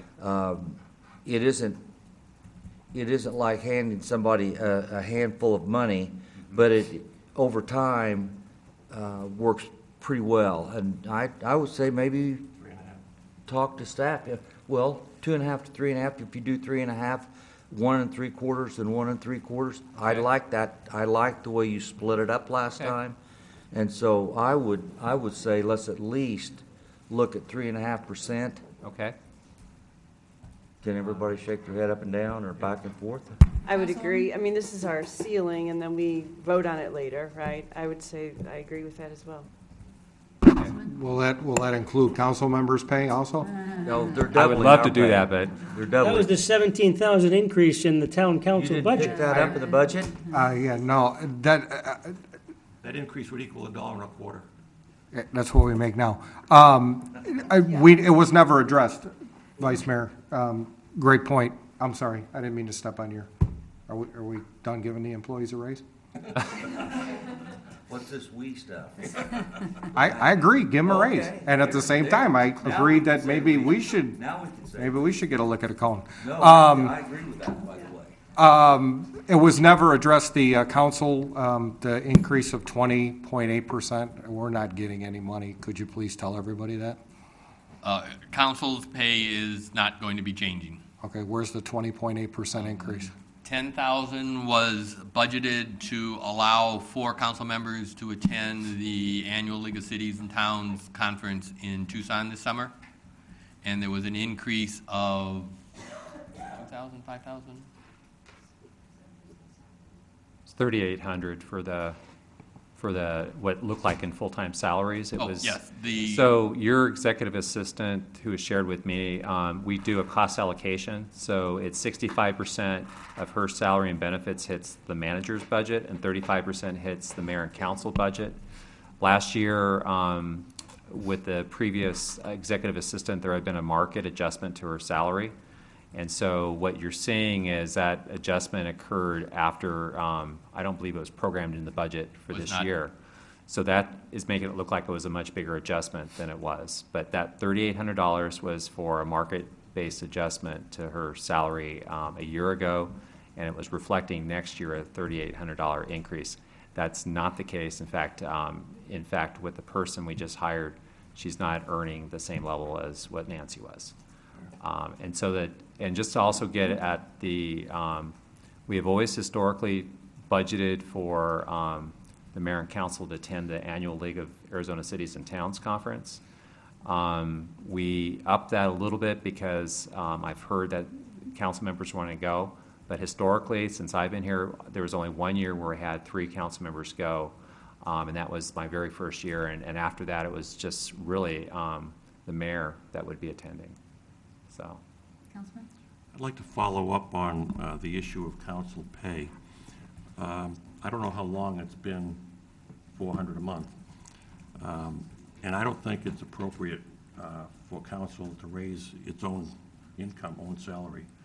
But it seems to me that we have plenty of time to look at it and see if we might want to increase it for the next council. yeah. Yeah, so that's a very good point. I'll tell you, I've worked in a couple communities where it's done very well, where there's actually more or less an independent commission. And they will evaluate the current salaries. They'll look at cities of similar size. They'll look at the competitors. And then they will make a recommendation. But the recommendation will not go into effect until after the terms of the council members, so that they can't claim that they are personally benefiting from that. And that's how that's done. So it's fair. And then the other thing I saw was having a CPI, following CPI, so that every 4 years or so it ratchets and it resets itself based on that. So those are some examples I've seen that work really well.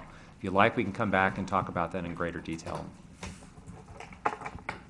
Thank you, Mayor. Just a policy, this is coming from me. I hope council agrees.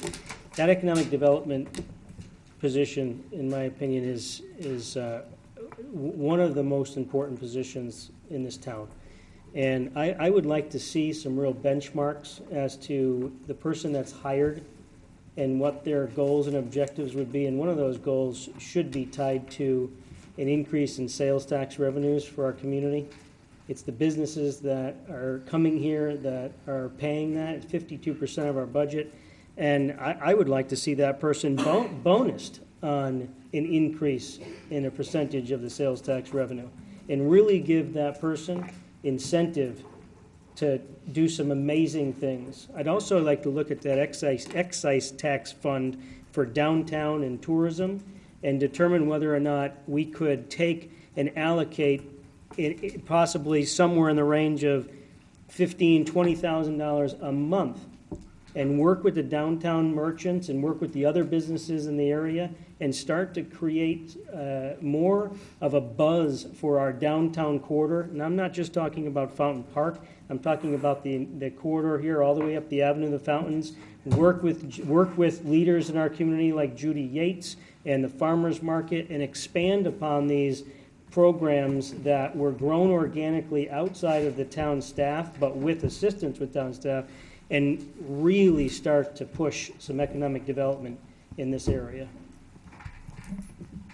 Councilman? Well, I mean, I guess I would just hesitate on the sales tax issue and tying it to incentives or what have you. I mean, so much of the sales tax revenue in Fountain Hills and throughout the state is driven by the economy in general. So I get incentivizing, a position, but on the other hand, so much of the money that we take in year to year, I mean, look what happened during the recession versus, it's coming up again a little bit. So I just would be a little more cautious in that area. Thank you. Councilman? Just a quick comment. I've been down this road before.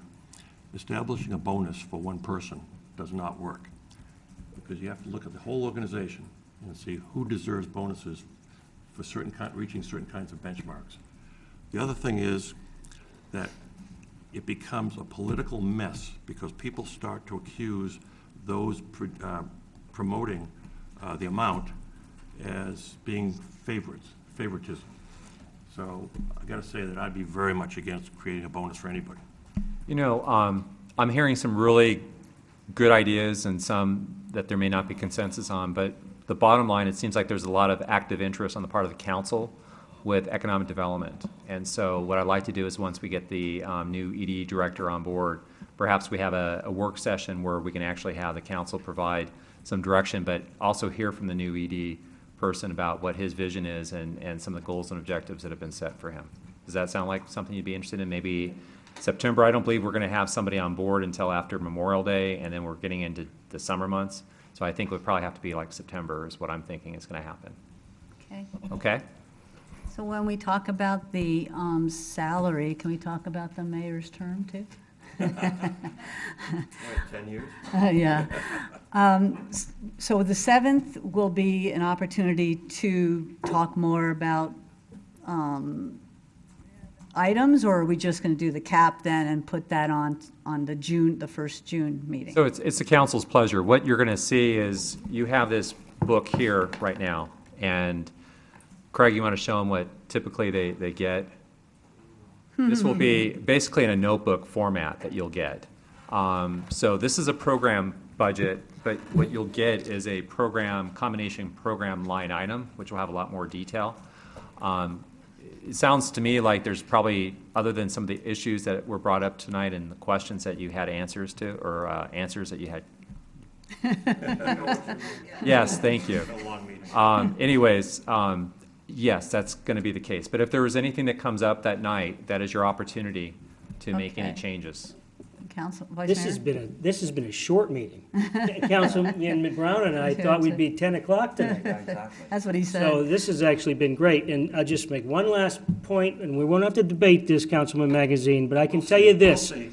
Any sales organization, the salespeople make the most money. You know why? Because there wouldn't be jobs for everybody else if it wasn't for the fact that they're out there and being productive and bringing the revenue into an organization. That position is a sales position, and to sell Fountain Hills and to bring it in, tie it to something that would incentivize someone, and maybe even an executive that's been there, done that, probably has enough money, but can do an amazing job and bring somebody in here to be the most dynamic person we've ever had in that role and turn this community in the right direction. That's what I'd like to see. How you do it? Councilman? Move to adjourn. Oh, wait. I want to say one other thing. This meeting was on video. It's live streamed, and it will be on our website. And the 7th is a regular council meeting, so that will also be. So I think all of our meetings have been on YouTube. So if you care to watch, thank you. We're adjourned. By the way,